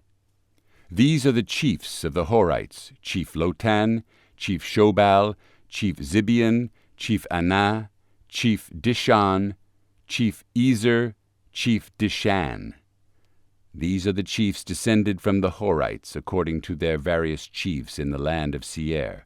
Now these are the kings who reigned in the land of Edom before any king of the sons of Israel reigned. And Bela the son of Beor became king in Edom, and the name of his city was Dinhabah. Then Bela died, and Jobab the son of Zerah of Basra became king in his place. Then Jobab died, and Husham of the land of the Temanites became king in his place. Then Husham died, and Hadad the son of Bedad, who struck down Midian in the field of Moab, became king in his place. And the name of his city was Avith. Then Hadad died, and Samlah of Masrekah became king in his place. Then Samlah died, and Shaul of Rehoboth on the river became king in his place. Then Shaul died, and Baal-Hanan, the son of Achbor, became king in his place. Then Baal-Hanan, the son of Achbor, died, and Hadar became king in his place. And the name of his city was Pau. And his wife's name was Mehetabel, the daughter of Matred, daughter of Mezahab. Now these are the names of the chiefs descended from Esau according to their families and their places, by their names: Chief Timnah, Chief Alva, Chief Jetheth, Chief Oholibamah, Chief Elah, Chief Pinon, Chief Kenaz, Chief Teman, Chief Mibzar, Chief Magdiel, Chief Iram. These are the chiefs of Edom, that is, Esau, the father of the Edomites, according to their places of habitation in the land of their possession. Genesis chapter 37. Now Jacob lived in the land where his father had sojourned, in the land of Canaan. These are the generations of Jacob. Joseph, when 17 years of age, was pasturing the flock with his brothers while he was still a youth, along with the sons of Bilhah and the sons of Zilpah, his father's wives. And Joseph brought back an evil report about them to their father. Now Israel loved Joseph more than all his sons, because he was the son of his old age. And he made him a varicolored tunic. And his brothers saw that their father loved him more than all his brothers, and so they hated him, and could not speak to him in peace. Then Joseph had a dream, and he told it to his brothers. So they hated him even more. And he said to them, "Please listen to this dream which I have had. Indeed, behold, we were binding sheaves in the field, and behold, my sheaf rose up, and also stood upright, and behold, your sheaves gathered around and bowed down to my sheaf." Then his brothers said to him, "Are you really going to reign over us? Or are you really going to rule over us?" So they hated him even more for his dreams and for his words. Then he had still another dream, and recounted it to his brothers, and said, "Behold, I have had still another dream, and behold, the sun and the moon and 11 stars were bowing down to me." And he recounted it to his father and to his brothers, and his father rebuked him, and said to him, "What is this dream that you have had? Shall I and your mother and your brothers really come to bow ourselves down before you to the ground?" And his brothers were jealous of him, but his father kept the saying in mind. Then his brothers went to pasture their father's flock in Shechem. And Israel said to Joseph, "Are not your brothers pasturing the flock in Shechem? Come, and I will send you to them." And he said to him, "I will go." Then he said to him, Go now and see about the welfare of your brothers and the welfare of the flock, and bring word back to me. So he sent him from the valley of Hebron, and he came to Shechem. And a man found him, and behold, he was wandering in the field. And the man asked him, What are you seeking? And he said, I am seeking my brothers. Please tell me where they are pasturing the flock. Then the man said, They have journeyed from here, for I heard them saying, Let us go to Dothan. So Joseph went after his brothers, and found them at Dothan. And they saw him from a distance, and before he came close to them, they plotted against him to put him to death. Then they said to one another, Here comes this dreamer. So now, come, let us kill him, and cast him into one of the pits. And we will say, A wild beast devoured him. Then let us see what will become of his dreams. But Reuben heard this, and delivered him out of their hands, and said, Let us not strike down his life. Reuben further said to them, Shed no blood. Cast him into this pit that is in the wilderness, but do not put forth your hands against him, that he might deliver him out of their hands to return him to his father. Now it happened, when Joseph reached his brothers, that they stripped Joseph of his tunic, the varied-colored tunic that was on him, and they took him and cast him into the pit. Now the pit was empty, without any water in it. And they sat down to eat a meal. Then they lifted up their eyes and saw, and behold, a caravan of Ishmaelites was coming from Gilead, with their camels bearing aromatic gum and balm and myrrh, going to bring them down to Egypt. And Judah said to his brothers, What gain is it that we kill our brother and cover up his blood? Come and let us sell him to the Ishmaelites, and not lay our hands on him, for he is our brother, our own flesh. And his brothers listened. Then some Midianite traders passed by. So they pulled him up and lifted Joseph out of the pit and sold Joseph to the Ishmaelites for 20 shekels of silver. Thus they brought Joseph into Egypt. Then Reuben returned to the pit, and behold, Joseph was not in the pit. So he tore his garments. Then he returned to his brothers and said, The boy is not there. As for me, where am I to go? So they took Joseph's tunic and slaughtered a male goat and dipped the tunic in the blood. And they sent the varicolored tunic and brought it to their father and said, We found this.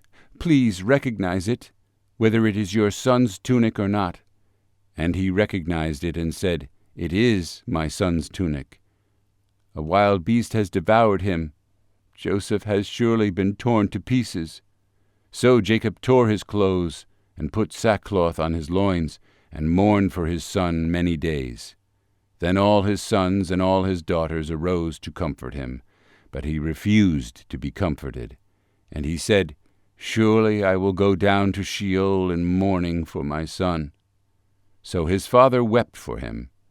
Meanwhile the Midianites sold him in Egypt to Potiphar, Pharaoh's officer, the captain of the bodyguard. Genesis chapter 38. Now it happened at that time that Judah went down from his brothers and turned aside to a certain Adullamite, whose name was Hira. And Judah saw there a daughter of a certain Canaanite whose name was Shua, and he took her and went in to her.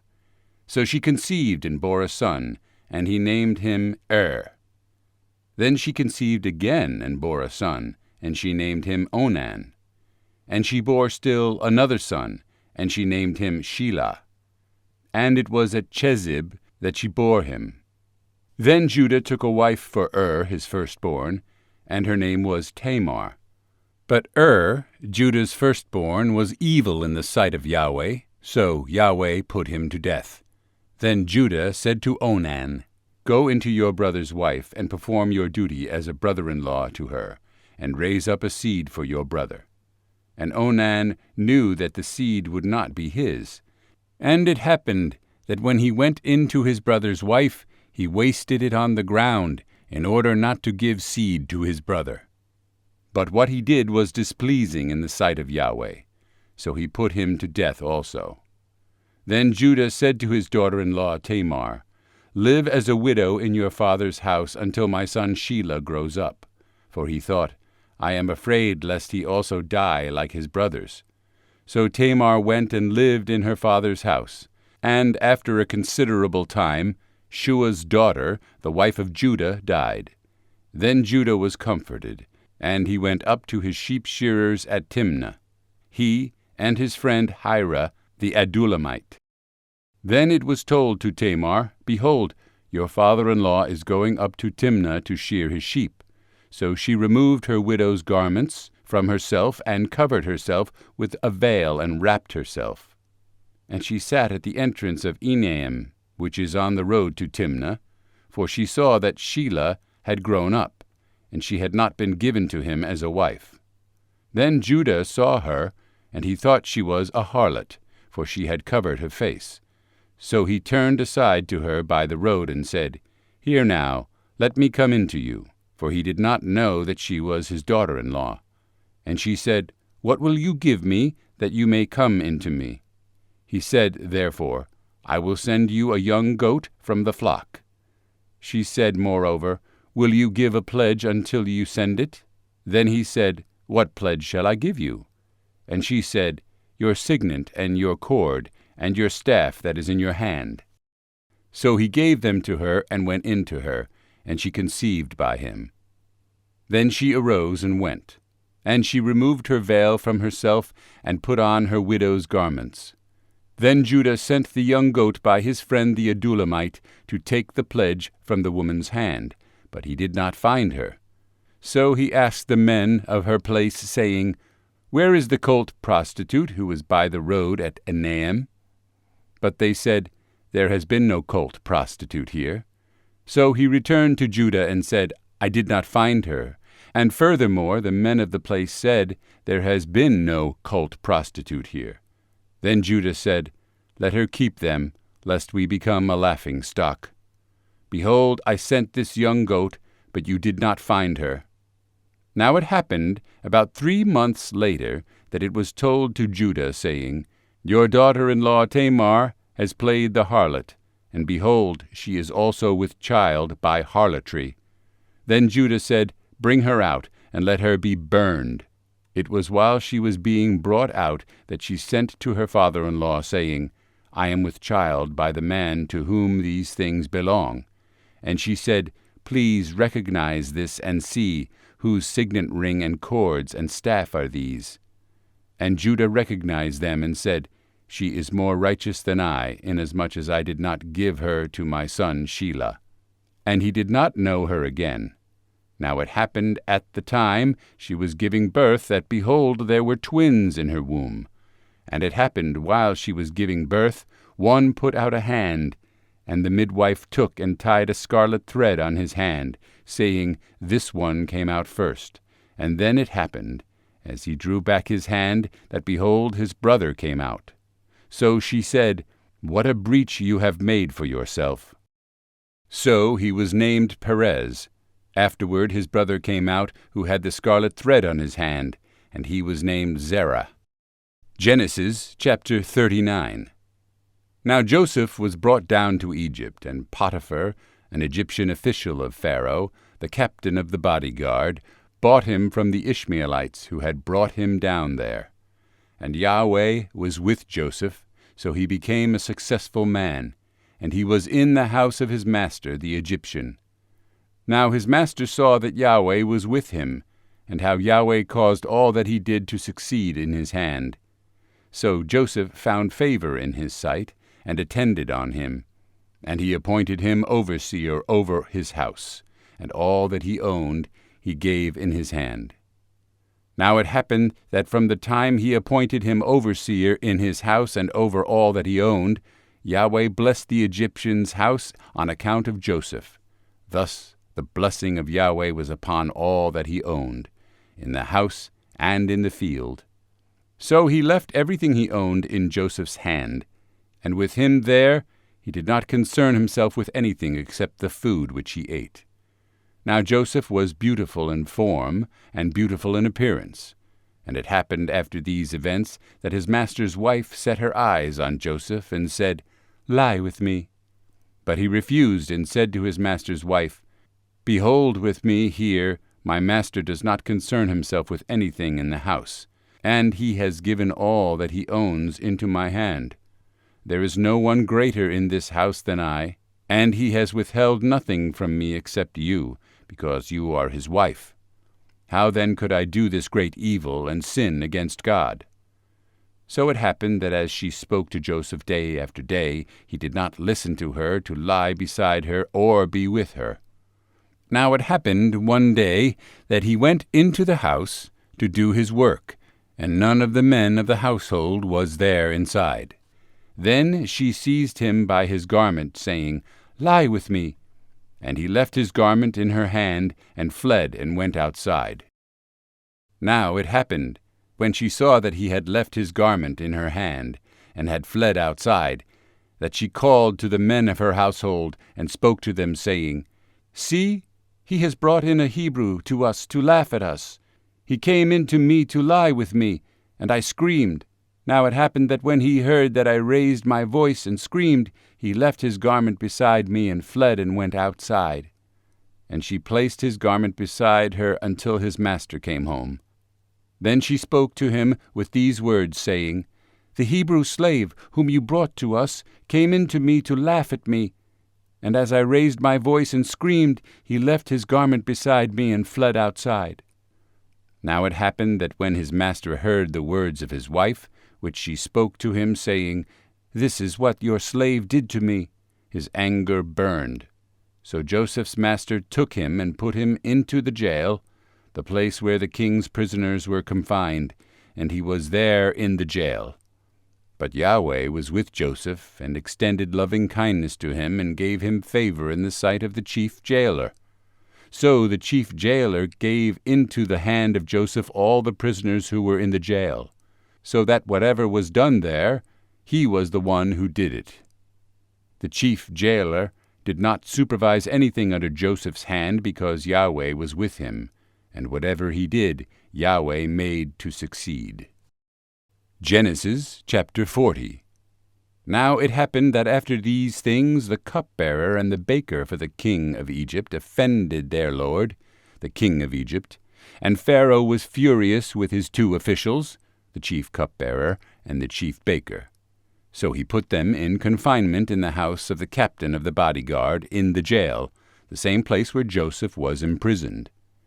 And the captain of the bodyguard appointed Joseph as overseer over them, and he attended to them, and they were in confinement for some time. Then the cupbearer and the baker for the king of Egypt, who were confined in jail, both had a dream the same night, each man with his own dream, and each dream with its own interpretation. Now Joseph came to them in the morning and saw them, and behold, they were dejected. So he asked Pharaoh's officials, who were with him in confinement in his master's house, saying, "Why are your faces so sad today?" Then they said to him, "We have had a dream, and there is no one to interpret it." Then Joseph said to them, "Do not interpretations belong to God? Recount it to me, please." So the chief cupbearer recounted his dream to Joseph, and said to him, "In my dream, behold, there was a vine in front of me, and on the vine were 3 branches. As it was budding, its blossoms came out, and its clusters produced ripe grapes. Now Pharaoh's cup was in my hand, so I took the grapes and squeezed them into Pharaoh's cup, and I put the cup into Pharaoh's hand." Then Joseph said to him, "This is the interpretation of it. The 3 branches are 3 days. Within 3 more days Pharaoh will lift up your head and restore you to your office, and you will put Pharaoh's cup into his hand according to your former custom when you were his cupbearer. Only remember me when it goes well with you, and please show me loving kindness by remembering me to Pharaoh and getting me out of this house. For I was in fact stolen from the land of the Hebrews, and even here I have done nothing that they should have put me into the pit." And the chief baker saw that he had interpreted favorably, so he said to Joseph, "I also saw in my dream, and behold, there were 3 baskets of white bread on my head, and in the top basket there were some of all sorts of baked food for Pharaoh, and the birds were eating them out of the basket on my head." Then Joseph answered and said, "This is its interpretation. The 3 baskets are 3 days. Within 3 more days Pharaoh will lift up your head off of you, and will hang you on a tree, and the birds will eat your flesh off of you." Thus it happened on the 3rd day, which was Pharaoh's birthday, that he made a feast for all his servants. And he lifted up the head of the chief cupbearer, and the head of the chief baker among his servants, and he restored the chief cupbearer to his office, and he put the cup into Pharaoh's hand. But he hanged the chief baker, just as Joseph had interpreted to them. Yet the chief cupbearer did not remember Joseph, but forgot him. Genesis chapter 41. Now it happened at the end of 2 full years that Pharaoh had a dream, and behold, he was standing by the Nile. And behold, from the Nile there came up 7 cows, sleek and fat, and they grazed in the reeds. Then behold, 7 other cows came up after them from the Nile, ugly and thin, and they stood by the other cows on the bank of the Nile. And the ugly and thin cows ate up the 7 sleek and fat cows. Then Pharaoh awoke. He again fell asleep and dreamed a second time, and behold, 7 ears of grain came up on a single stalk, plump and good. And behold, 7 ears, thin and scorched by the east wind, sprouted up after them. And the thin ears swallowed up the 7 plump and full ears. Then Pharaoh awoke, and behold, it was a dream. Now it happened that in the morning his spirit was troubled, so he sent and called for all the magicians of Egypt and all its wise men. And Pharaoh recounted to them his dream, but there was no one who could interpret them to Pharaoh. Then the chief cupbearer spoke to Pharaoh, saying, "I would bring to remembrance today my own offenses." Pharaoh was furious with his servants, and he put me in confinement in the house of the captain of the bodyguard, both me and the chief baker. And we had a dream on the same night, he and I. Each of us dreamed according to the interpretation of his own dream. Now there was with us a Hebrew youth, a slave of the captain of the bodyguard, and we recounted them to him, and he interpreted our dreams for us. To each one he interpreted according to his own dream. And just as he interpreted for us, so it happened, he restored me in my office, but he hanged him.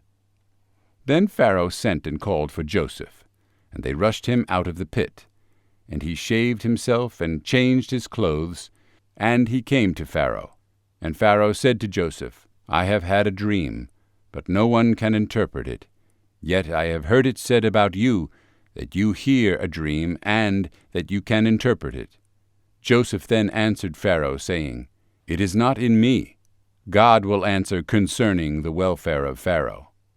So Pharaoh spoke to Joseph, "In my dream, behold, I was standing on the bank of the Nile, and behold, 7 cows, fat and sleek, came up out of the Nile, and they grazed in the reeds.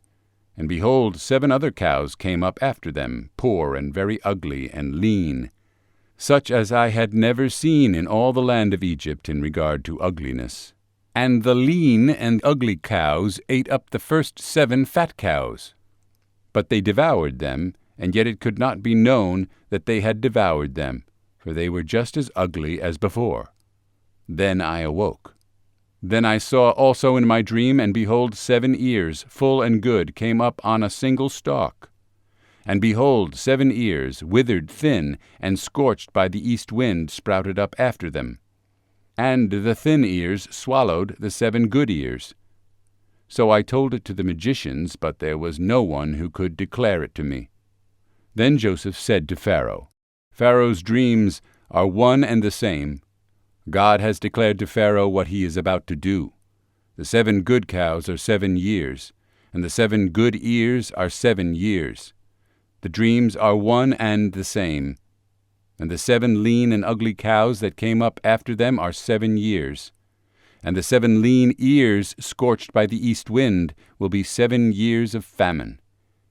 It is as I have spoken to Pharaoh. God has shown to Pharaoh what he is about to do."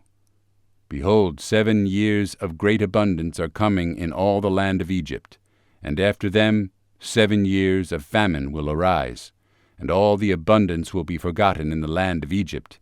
And the famine will ravage the land, so that the abundance will be unknown in the land because of that subsequent famine, for it will be very heavy. Now as for the repeating of the dream to Pharaoh twice, it means that the matter is confirmed by God, and God will quickly bring it about. So now let Pharaoh look for a man understanding and wise, and set him over the land of Egypt. Let Pharaoh take action and appoint overseers over the land, and let him exact 1/5 of the produce of the land of Egypt in the 7 years of abundance. Then let them gather all the food of these good years that are coming, and let them store up the grain for food in the cities under Pharaoh's authority, and let them keep watch over it. And let the food be appointed for the land for the 7 years of famine which will happen in the land of Egypt, so that the land will not be cut off during the famine. And the proposal seemed good to Pharaoh and to all his servants. Then Pharaoh said to his servants, "Can we find a man like this, in whom is a divine spirit?" So Pharaoh said to Joseph, "Since God has made you know all of this, there is no one so understanding and wise as you are. You shall be over my house, and according to your command all my people shall do homage. Only in the throne I will be greater than you." And Pharaoh said to Joseph, "See, I have set you over all the land of Egypt." Then Pharaoh removed his signet ring from his hand, and put it on Joseph's hand, and clothed him in garments of fine linen, and put the gold necklace around his neck. And he had him ride in his 2nd chariot, and they called out before him, "Bow the knee," and he set him over all the land of Egypt. Moreover Pharaoh said to Joseph, "Though I am Pharaoh, yet without your permission no one shall raise his hand or foot in all the land of Egypt."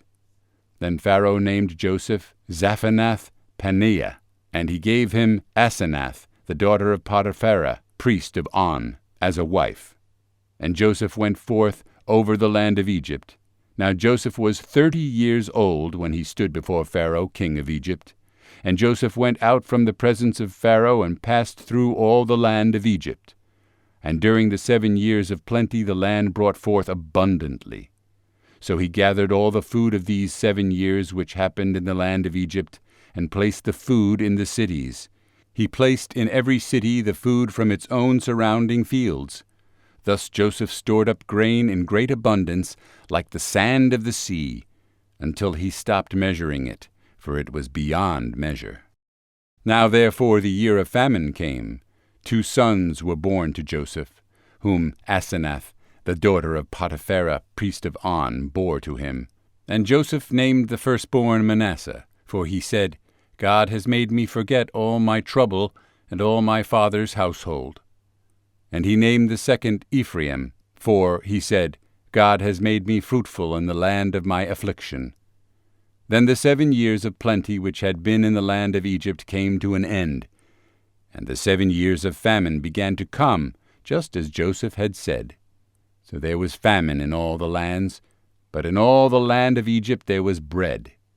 Then all the land of Egypt was famished, and the people cried out to Pharaoh for bread, and Pharaoh said to all the Egyptians, "Go to Joseph, whatever he says to you, you shall do." Now the famine was over all the face of the land, and Joseph opened all the storehouses and sold to the Egyptians, and the famine was severe in the land of Egypt.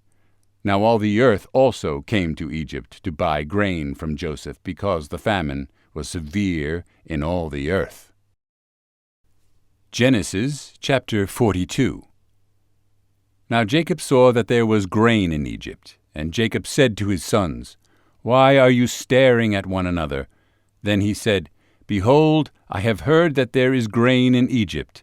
Go down there and buy some for us from there, so that we may live and not die." So 10 brothers of Joseph went down to buy grain from Egypt. But Jacob did not send Joseph's brother Benjamin with his brothers, for he said, "Lest any harm befall him." So the sons of Israel came to buy grain among those who were coming, for the famine was in the land of Canaan also. Now Joseph was the one in power over the land. He was the one who sold to all the people of the land. And Joseph's brothers came and bowed down to him with their faces to the ground. And Joseph saw his brothers and recognized them. But he disguised himself to them and spoke to them harshly. And he said to them, "Where have you come from?" And they said, "From the land of Canaan, to buy food." But Joseph recognized his brothers, although they did not recognize him. And Joseph remembered the dreams which he had about them, and said to them, "You are spies. You have come to look at the nakedness of the land." Then they said to him, "No, my lord, but your servants have come to buy food. We are all sons of one man. We are honest men. Your servants are not spies." And he said to them, "No, but you have come to look at the nakedness of our land." So they said, "Your servants are 12 brothers in all, the sons of one man in the land of Canaan. And behold, the youngest is with our father today, and one is no more." And Joseph said to them, "It is as I said to you, you are spies. By this you will be tested. By the life of Pharaoh, you shall not go from this place unless your youngest brother comes here. Send one of you that he may get your brother, while you remain confined, that your words may be tested, whether there is truth in you. But if not, by the life of Pharaoh, surely you are spies." Then he put them all together in prison for 3 days. And Joseph said to them on the 3rd day, "Do this and live, for I fear God. If you are honest men, let one of your brothers be confined in your prison. But as for the rest of you, go, bring grain for the famine of your households, and bring your youngest brother to me, so your words may be proven true, and you will not die." And they did so. Then they said to one another, "Surely we are guilty concerning our brother, because we saw the distress of his soul when he begged us, yet we would not listen. Therefore this distress has come upon us." And Reuben answered them, saying, "Did I not tell you, saying, 'Do not sin against the boy'? Yet you would not listen. So also his blood, behold, it is required of us." Now they did not know that Joseph was listening, for there was an interpreter between them. And he turned away from them and wept. Then he returned to them and spoke to them. And he took Simeon from them and bound him before their eyes. Then Joseph gave a command to fill their bags with grain, and to restore every man's money in his sack, and to give them provisions for the journey. And thus it was done for them. So they loaded their donkeys with their grain and went from there.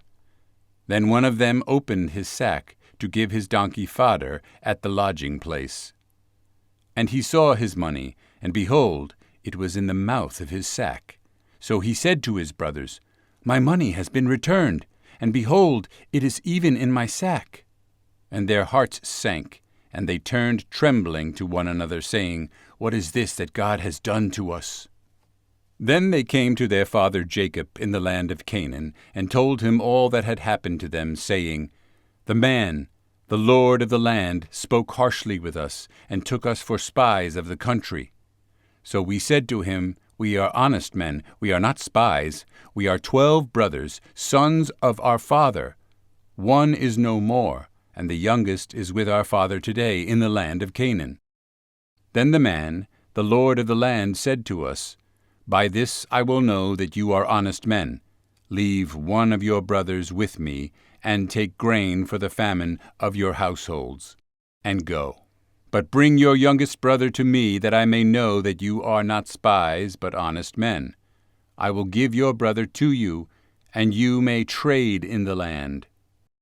Now it happened that they were emptying their sacks, and behold, every man's bundle of money was in his sack. And they and their father saw their bundles of money, and they feared. And their father Jacob said to them, 'You have bereaved me of my children. Joseph is no more, and Simeon is no more, and you would take Benjamin? All these things are against me.'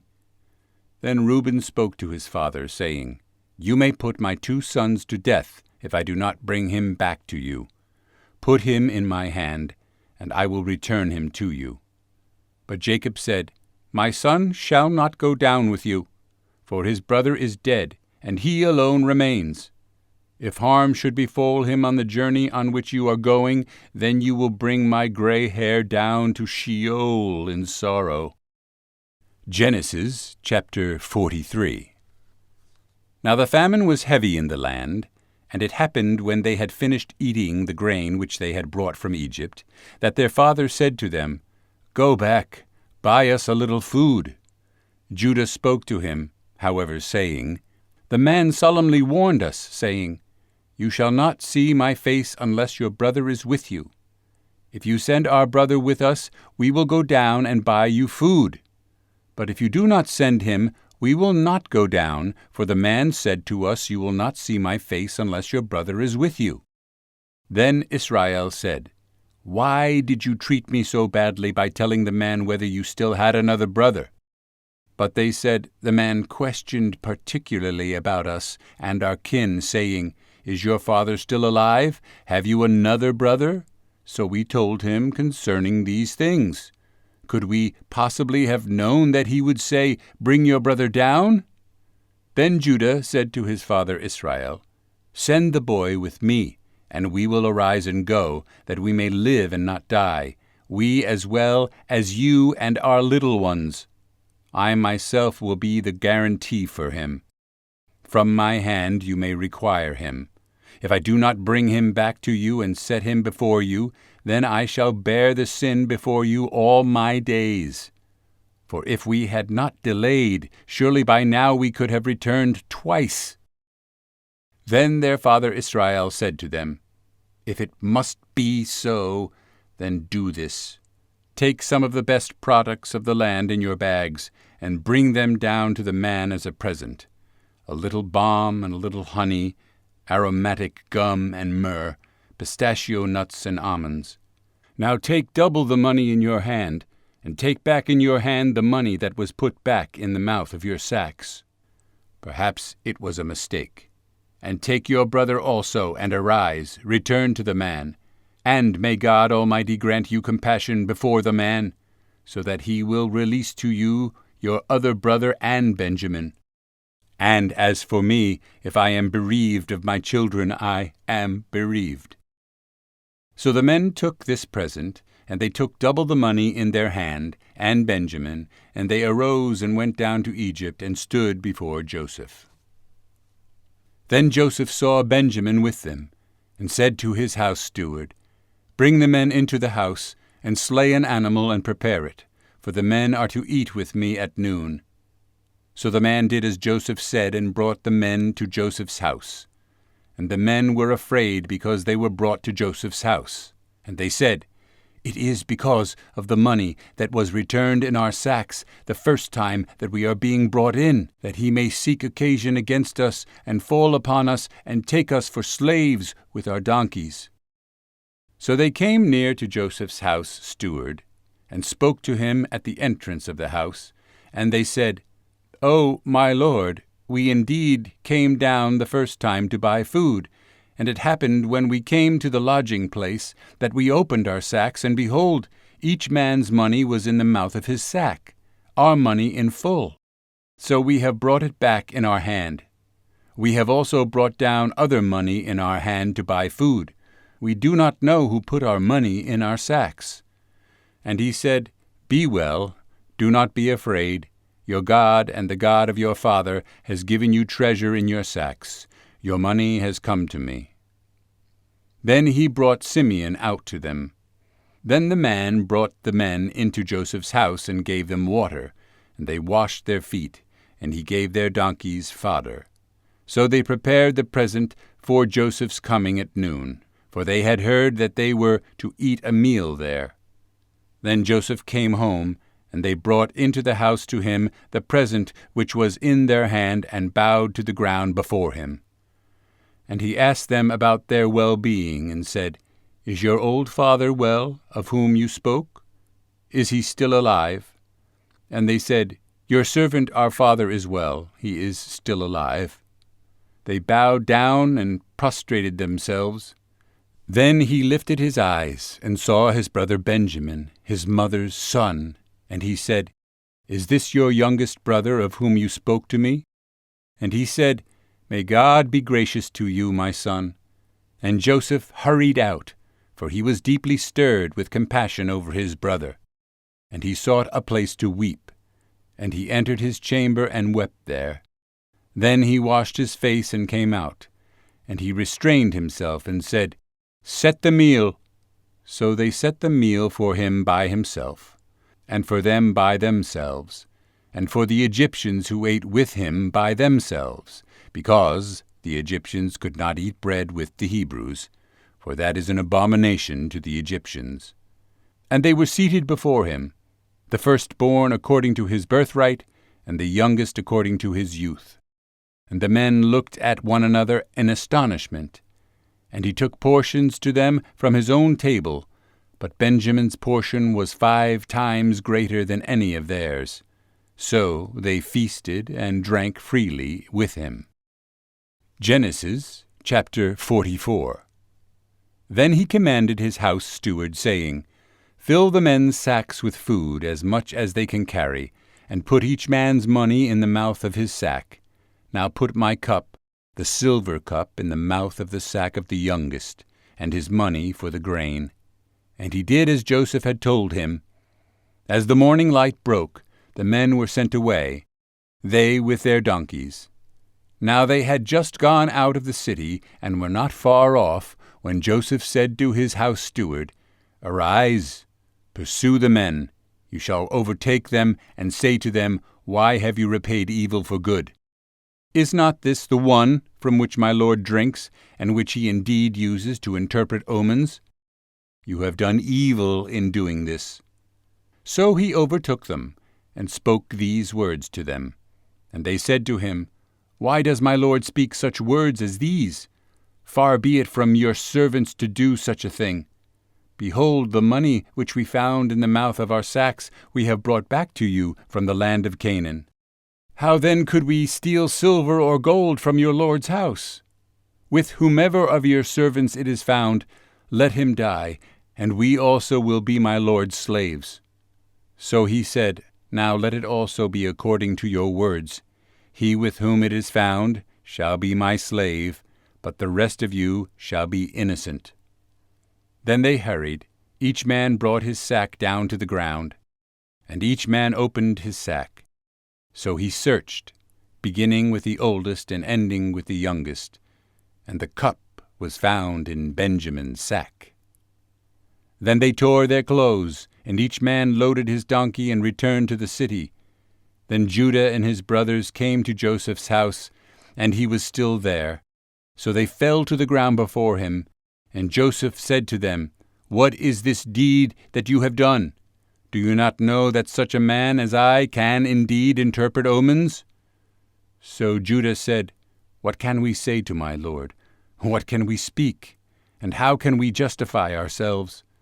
God has found out the iniquity of your servants.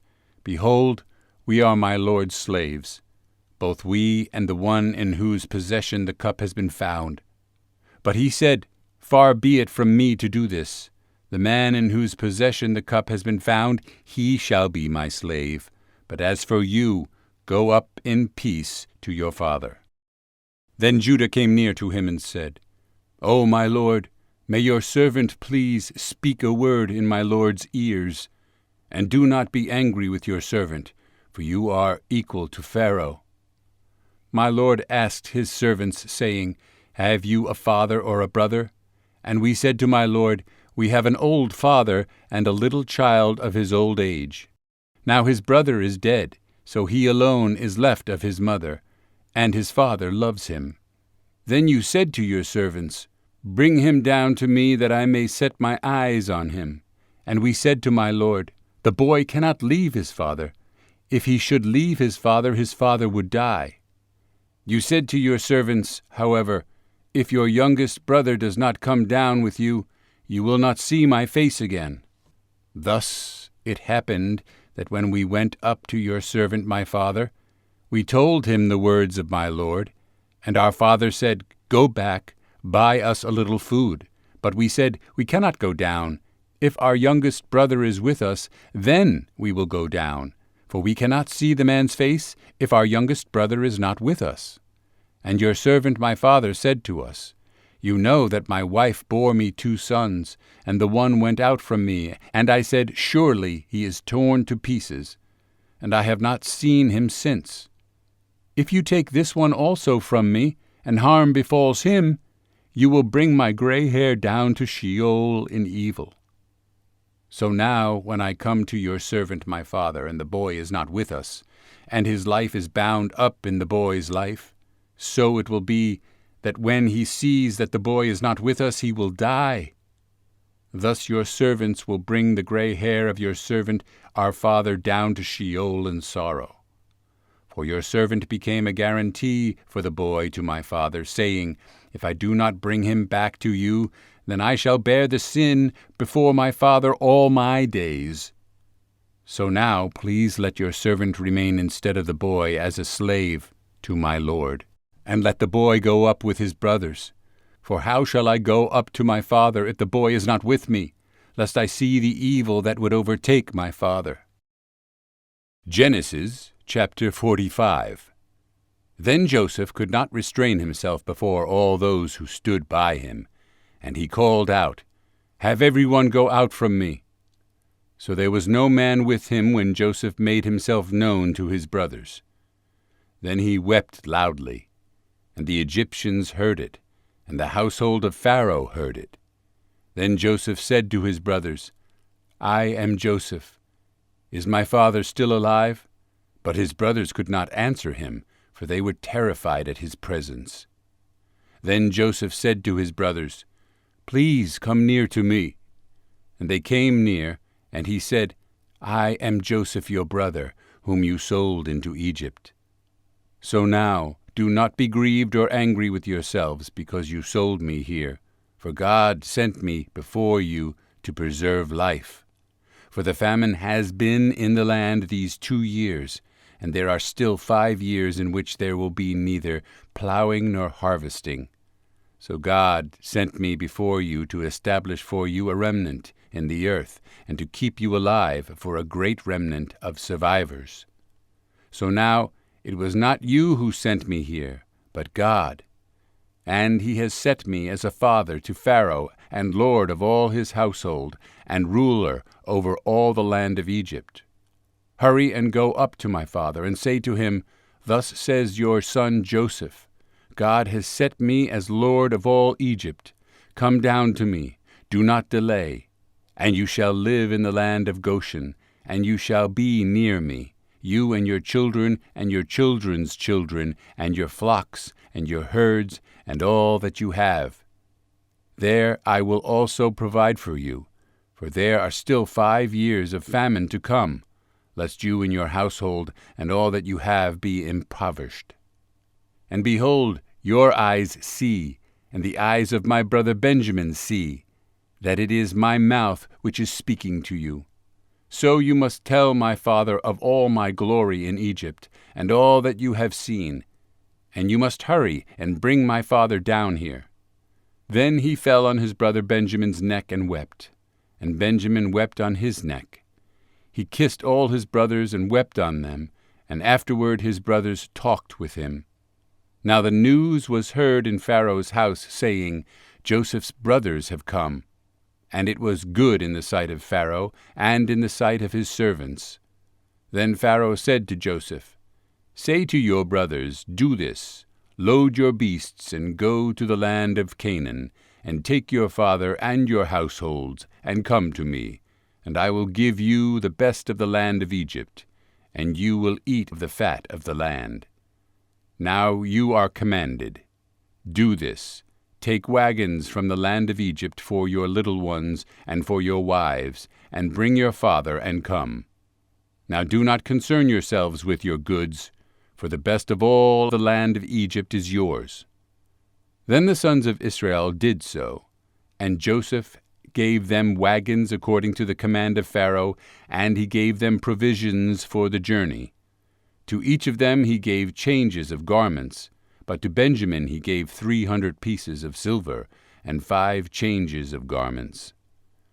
Now to his father he sent as follows, 10 donkeys loaded with the best things of Egypt, and 10 female donkeys loaded with grain and bread and sustenance for his father on the journey. So he sent his brothers away, and they departed. And he said to them, Do not be stirred up on the journey. Then they went up from Egypt, and came to the land of Canaan to their father Jacob. And they told him, saying, Joseph is still alive, and indeed he is ruler over all the land of Egypt. But his heart was stunned, for he did not believe them. Yet they told him all the words of Joseph that he had spoken to them. And he saw the wagons that Joseph had sent to carry him. Then the spirit of their father Jacob revived, and Israel said, It is enough. My son Joseph is still alive. I will go and see him before I die. Genesis chapter 46. So Israel set out with all that he had, and came to Beersheba, and offered sacrifices to the God of his father Isaac. And God spoke to Israel in visions of the night, and said, Jacob, Jacob. And he said, Here I am. And he said, I am God, the God of your father. Do not be afraid to go down to Egypt, for I will make you a great nation there. I myself will go down with you to Egypt, and I myself will also bring you up again. And Joseph will close your eyes with his hand. Then Jacob arose from Beersheba, and the sons of Israel carried their father Jacob and their little ones and their wives in the wagons which Pharaoh had sent to carry him. And they took their livestock and their possessions which they had accumulated in the land of Canaan, and they came to Egypt, Jacob and all his seed with him, his sons and his grandsons with him, his daughters and his granddaughters, and all his seed he brought with him to Egypt. Now these are the names of the sons of Israel, of Jacob and his sons, who were coming to Egypt. Reuben, Jacob's firstborn. The sons of Reuben, Hanok and Palu, and Hezron and Carmi.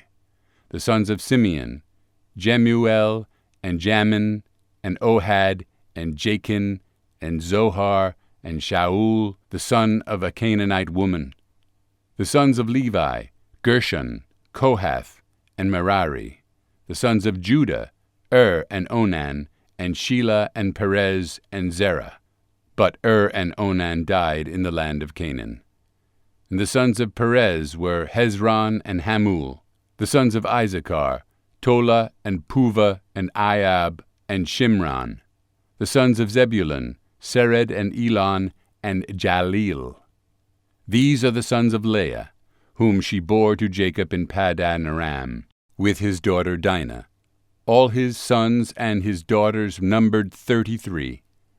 The sons of Gad, Ziphion and Haggai, Shunai and Esbon, Eri and Aradai, and Arilai. The sons of Asher, Imnah and Ishva, and Ishvi, and Beriah, and their sister Sarah. And the sons of Beriah, Heber and Malchiel. These are the sons of Zilpah, whom Laban gave to his daughter Leah. And she bore to Jacob these 16 persons. The sons of Jacob's wife Rachel, Joseph, and Benjamin. Now to Joseph in the land of Egypt were born Manasseh and Ephraim, whom Asenath, the daughter of Potipharah, priest of On, bore to him.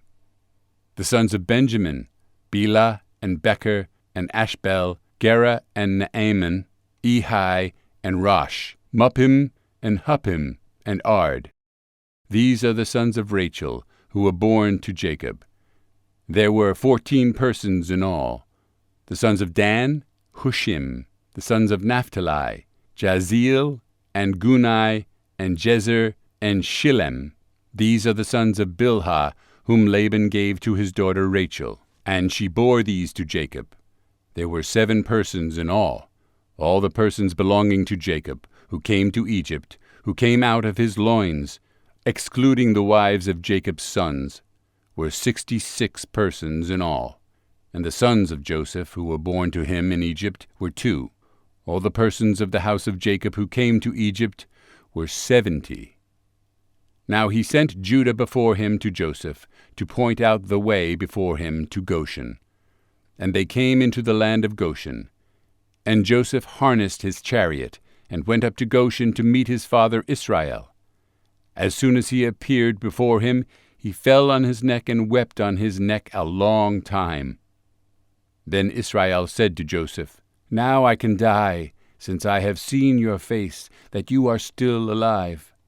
And Joseph said to his brothers and to his father's household, I will go up and tell Pharaoh and say to him, My brothers and my father's household, who were in the land of Canaan, have come to me, and the men are shepherds, for they have been keepers of livestock, and they have brought their flocks and their herds and all that they have.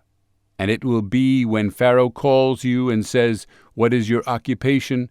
Then you shall say, Your servants have been keepers of livestock from our youth and until now, both we and our fathers, that you may live in the land of Goshen, for every shepherd is an abomination to the Egyptians. Genesis chapter 47. Then Joseph went in and told Pharaoh and said, My father and my brothers and their flocks and their herds and all that they have come out of the land of Canaan, and behold, they are in the land of Goshen. And he took 5 men from among his brothers, and set them before Pharaoh. Then Pharaoh said to his brothers, What is your occupation? So they said to Pharaoh, Your servants are shepherds, both we and our fathers. And they said to Pharaoh, We have come to sojourn in the land, for there is no pasture for your servants' flocks, for the famine is heavy in the land of Canaan. So now please let your servants live in the land of Goshen. Then Pharaoh said to Joseph, Your father and your brothers have come to you. The land of Egypt is at your disposal. Have your father and your brothers settle in the best of the land. Let them settle in the land of Goshen, and if you know any excellent men among them, then put them in charge of my livestock. Then Joseph brought his father Jacob and stood him before Pharaoh. And Jacob blessed Pharaoh. And Pharaoh said to Jacob, How many are the days of the years of your life? So Jacob said to Pharaoh, The days of the years of my sojourning are 130. Few and evil have been the days of the years of my life, and they have not attained to the days of the years that my fathers lived during the days of their sojourning. And Jacob blessed Pharaoh, and went out from the presence of Pharaoh. So Joseph settled his father and his brothers, and gave them a possession in the land of Egypt, in the best of the land, in the land of Ramses, as Pharaoh had commanded. And Joseph provided his father and his brothers, and all his father's household with food, according to their little ones.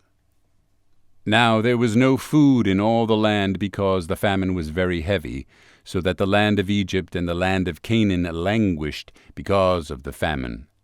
And Joseph gathered all the money that was found in the land of Egypt and in the land of Canaan for the grain which they bought, and Joseph brought the money into Pharaoh's house. Then the money came to an end in the land of Egypt and in the land of Canaan.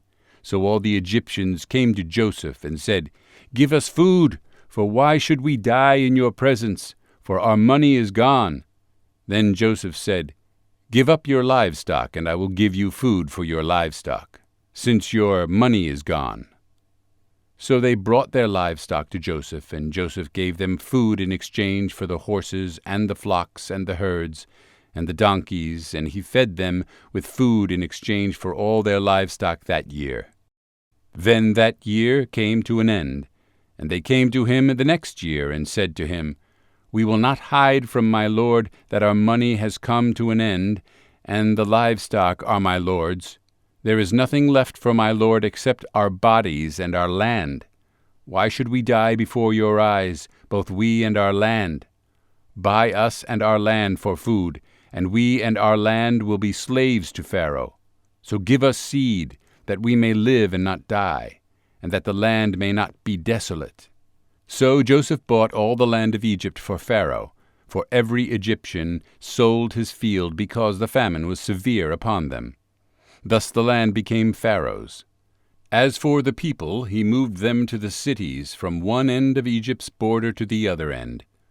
Only the land of the priests he did not buy, for the priests had an allotment from Pharaoh, and they ate off the allotment which Pharaoh gave them. Therefore they did not sell their land.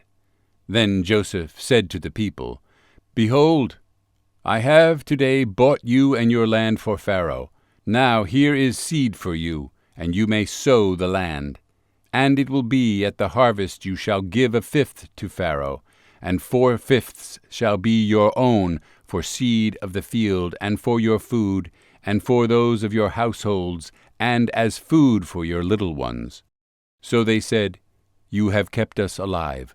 Let us find favor in the sight of my Lord, and we will be Pharaoh's slaves. And Joseph made it a statute concerning the land of Egypt, valid to this day, that Pharaoh should have 1/5. Only the land of the priests did not become Pharaoh's. Now Israel lived in the land of Egypt, in Goshen, and they took possession of property in it, and were fruitful, and became very numerous. And Jacob lived in the land of Egypt 17 years. So the days of Jacob, the years of his life, were 147 years. Then the days for Israel to die drew near, and he called his son Joseph, and said to him, Please, if I have found favor in your sight, place now your hand under my thigh, and deal with me in loving kindness and truth. Please do not bury me in Egypt, but I will lie down with my fathers, and you will carry me out of Egypt and bury me in their burial place. And he said, I will do as you have said. Then he said, Swear to me. So he swore to him. Then Israel bowed in worship at the head of the bed. Genesis chapter 48. Now it happened after these things that Joseph was told, Behold, your father is sick. So he took his 2 sons Manasseh and Ephraim with him. Then it was told to Jacob, Behold, your son Joseph has come to you. So Israel strengthened himself and sat up in the bed. Then Jacob said to Joseph, God Almighty appeared to me at Luz in the land of Canaan, and blessed me, and he said to me, Behold, I will make you fruitful, and multiply, and I will make you an assembly of peoples, and I will give this land to your seed after you for an everlasting possession. So now your 2 sons, who were born to you in the land of Egypt before I came to you in Egypt, are mine. Ephraim and Manasseh shall be mine, as Reuben and Simeon are. But your kin that have been born after them shall be yours. They shall be called by the names of their brothers in their inheritance. Now as for me, when I came from Padan, Rachel died, to my sorrow in the land of Canaan on the journey, when there was still some distance to go to Ephrath. And I buried her there on the way to Ephrath, that is Bethlehem.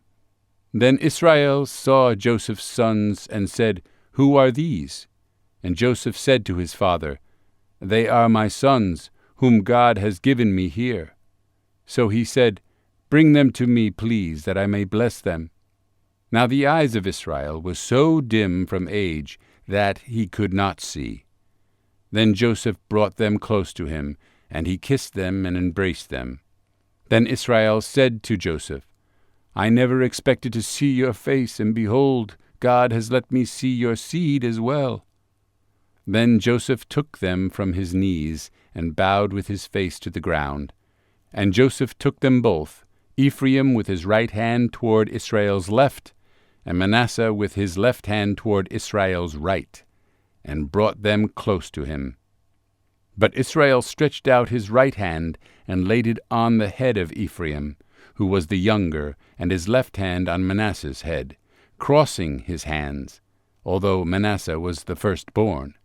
And he blessed Joseph and said, May the God before whom my fathers Abraham and Isaac walked, the God who has been my shepherd throughout my life to this day, the angel who has redeemed me from all evil, bless these boys, and may my name live on in them, and the names of my fathers Abraham and Isaac, and may they grow into a multitude in the midst of the earth. But Joseph saw that his father set his right hand on Ephraim's head, and it was displeasing in his sight. So he took hold of his father's hand to remove it from Ephraim's head to Manasseh's head. And Joseph said to his father, "Not so, my father, for this one is the firstborn. Place your right hand on his head." But his father refused and said, "I know, my son, I know. He also will become a people, and he also will be great. However, his younger brother shall be greater than he, and his seed shall become the fullness of nations." And he blessed them that day, saying, "By you Israel will pronounce blessing, saying, May God make you like Ephraim and Manasseh." Thus he put Ephraim before Manasseh. Then Israel said to Joseph, "Behold, I am about to die, but God will be with you, and will bring you back to the land of your fathers. And I give you one portion more than your brothers, which I took from the hand of the Amorite, with my sword and my bow." Genesis chapter 49. Then Jacob summoned his sons and said, "Gather together that I may tell you what will befall you in the last days. Assemble together and hear, O sons of Jacob, and listen to Israel your father. Reuben, you are my firstborn, my might and the beginning of my vigor, preeminent in dignity and preeminent in strength.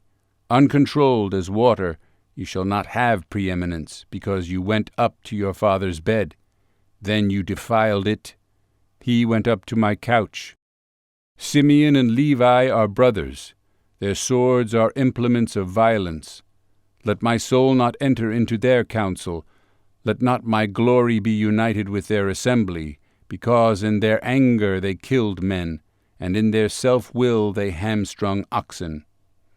Cursed be their anger, for it is strong, and their wrath, for it is cruel.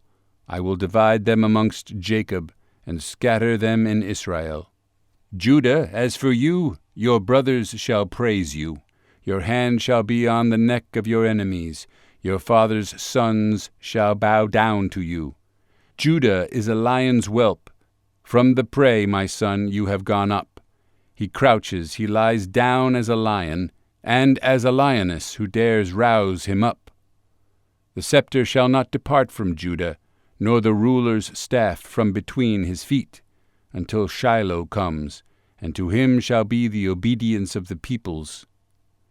He ties his foal to the vine, and his donkey's colt to the choice vine. He washes his garments in wine, and his robes in the blood of grapes. His eyes are dark from wine, and his teeth white from milk. Zebulun will dwell at the seashore, and he shall be a shore for ships, and his flank shall be toward Sidon. Issachar is a strong donkey, lying down between the sheepfolds. And he saw that a resting place was good, and that the land was pleasant. So he bowed his shoulder to bear burdens, and became a slave at forced labor. Dan shall render justice to his people, as one of the tribes of Israel. Dan shall be a serpent in the way, a horned snake in the path, that bites the horse's heels, so that his rider falls backward. For your salvation I hope, O Yahweh. As for Gad, raiders shall raid him, but he will raid at their heels. As for Asher, his food shall be rich, and he will yield royal dainties. Naphtali is a doe let loose. He gives beautiful words. Joseph is a fruitful bough by a spring. Its branches run over a wall. And the archers bitterly attacked him and shot at him, and they bore a grudge against him. But his bow remained firm, and his arms were agile from the hands of the mighty one of Jacob. From there is the shepherd, the stone of Israel, from the God of your father who helps you, and by the Almighty who blesses you, with blessings of heaven above, blessings of the deep that lies beneath, blessings of the breasts and of the womb. The blessings of your father have surpassed the blessings of my ancestors. Up to the utmost bound of the everlasting hills may they be on the head of Joseph, and on the top of the head of the one distinguished among his brothers. Benjamin is a ravenous wolf. In the morning he devours the prey, and in the evening he divides the spoil. All these are the 12 tribes of Israel, and this is what their father spoke to them. So he blessed them. He blessed them, every one with the blessing appropriate to him. Then he commanded them and said to them, I am about to be gathered to my people. Bury me with my fathers in the cave that is in the field of Ephron the Hittite, in the cave that is in the field of Machpelah, which is before Mamre, in the land of Canaan, which Abraham bought along with the field from Ephron the Hittite as a possession for a burial site. There they buried Abraham and his wife Sarah. There they buried Isaac and his wife Rebekah, and there I buried Leah. The field and the cave that is in it, purchased from the sons of Heth. So Jacob finished commanding his sons, and he drew his feet into the bed, and breathed his last, and was gathered to his people. Genesis chapter 50. Then Joseph fell on his father's face, and wept over him, and kissed him. And Joseph commanded his servants, the physicians, to embalm his father. So the physicians embalmed Israel. Then the 40 days to do this were fulfilled, because in this manner the days of embalming are fulfilled. And the Egyptians wept for him 70 days. Then the days of weeping for him were past, and Joseph spoke to the household of Pharaoh, saying, If now I have found favor in your sight, please speak in the ears of Pharaoh, saying, My father made me swear, saying, Behold, I am about to die. In my grave which I dug for myself in the land of Canaan, there you shall bury me. So now please let me go up and bury my father, then I will return. And Pharaoh said, Go up and bury your father, as he made you swear. So Joseph went up to bury his father, and with him went up all the servants of Pharaoh, the elders of his household, and all the elders of the land of Egypt, and all the household of Joseph, and his brothers, and his father's household. They left only their little ones, and their flocks, and their herds in the land of Goshen. There also went up with him both chariots and horsemen, and it was a very immense camp. And they came to the threshing floor of Atad, which is beyond the Jordan, and they lamented there with a very great and immense lamentation. And he observed 7 days of mourning for his father. Now the inhabitants of the land, the Canaanites, saw the mourning at the threshing floor of Atad, and they said, This is an immense mourning for the Egyptians. Therefore it was named Abel Mizraim, which is beyond the Jordan. Thus his sons did for him as he had commanded them. Indeed his sons carried him to the land of Canaan, and buried him in the cave of the field of Machpelah before Mamre, which Abraham had bought along with the field for his possession as a burial site from Ephron the Hittite. After he had buried his father, Joseph returned to Egypt, he and his brothers, and all who had gone up with him to bury his father. Then Joseph's brothers saw that their father was dead, and they said, What if Joseph bears a grudge against us, and returns back to us all the evil which we dealt against him? So they sent a message to Joseph, saying, Your father commanded before he died, saying, Thus you shall say to Joseph, Please forgive, I beg you, the transgression of your brothers and their sin, for they dealt evil against you. So now please forgive the transgression of the slaves of the God of your father. And Joseph wept when they spoke to him. Then his brothers also came and fell down before him and said, Behold, we are your slaves. But Joseph said to them, Do not be afraid, for am I in God's place? As for you, you meant evil against me, but God meant it for good, in order to do what has happened on this day, to keep many people alive. So now do not be afraid. I will provide for you and your little ones. And he comforted them and spoke to their heart. Now Joseph stayed in Egypt, he and his father's household. And Joseph lived 110 years. And Joseph saw the 3rd generation of Ephraim's sons, also the sons of Machir. the son of Manasseh, were born on Joseph's knees.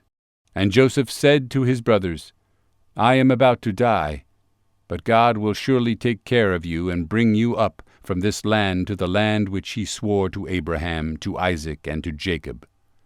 Then Joseph made the sons of Israel swear, saying, God will surely take care of you, and you shall carry my bones up from here.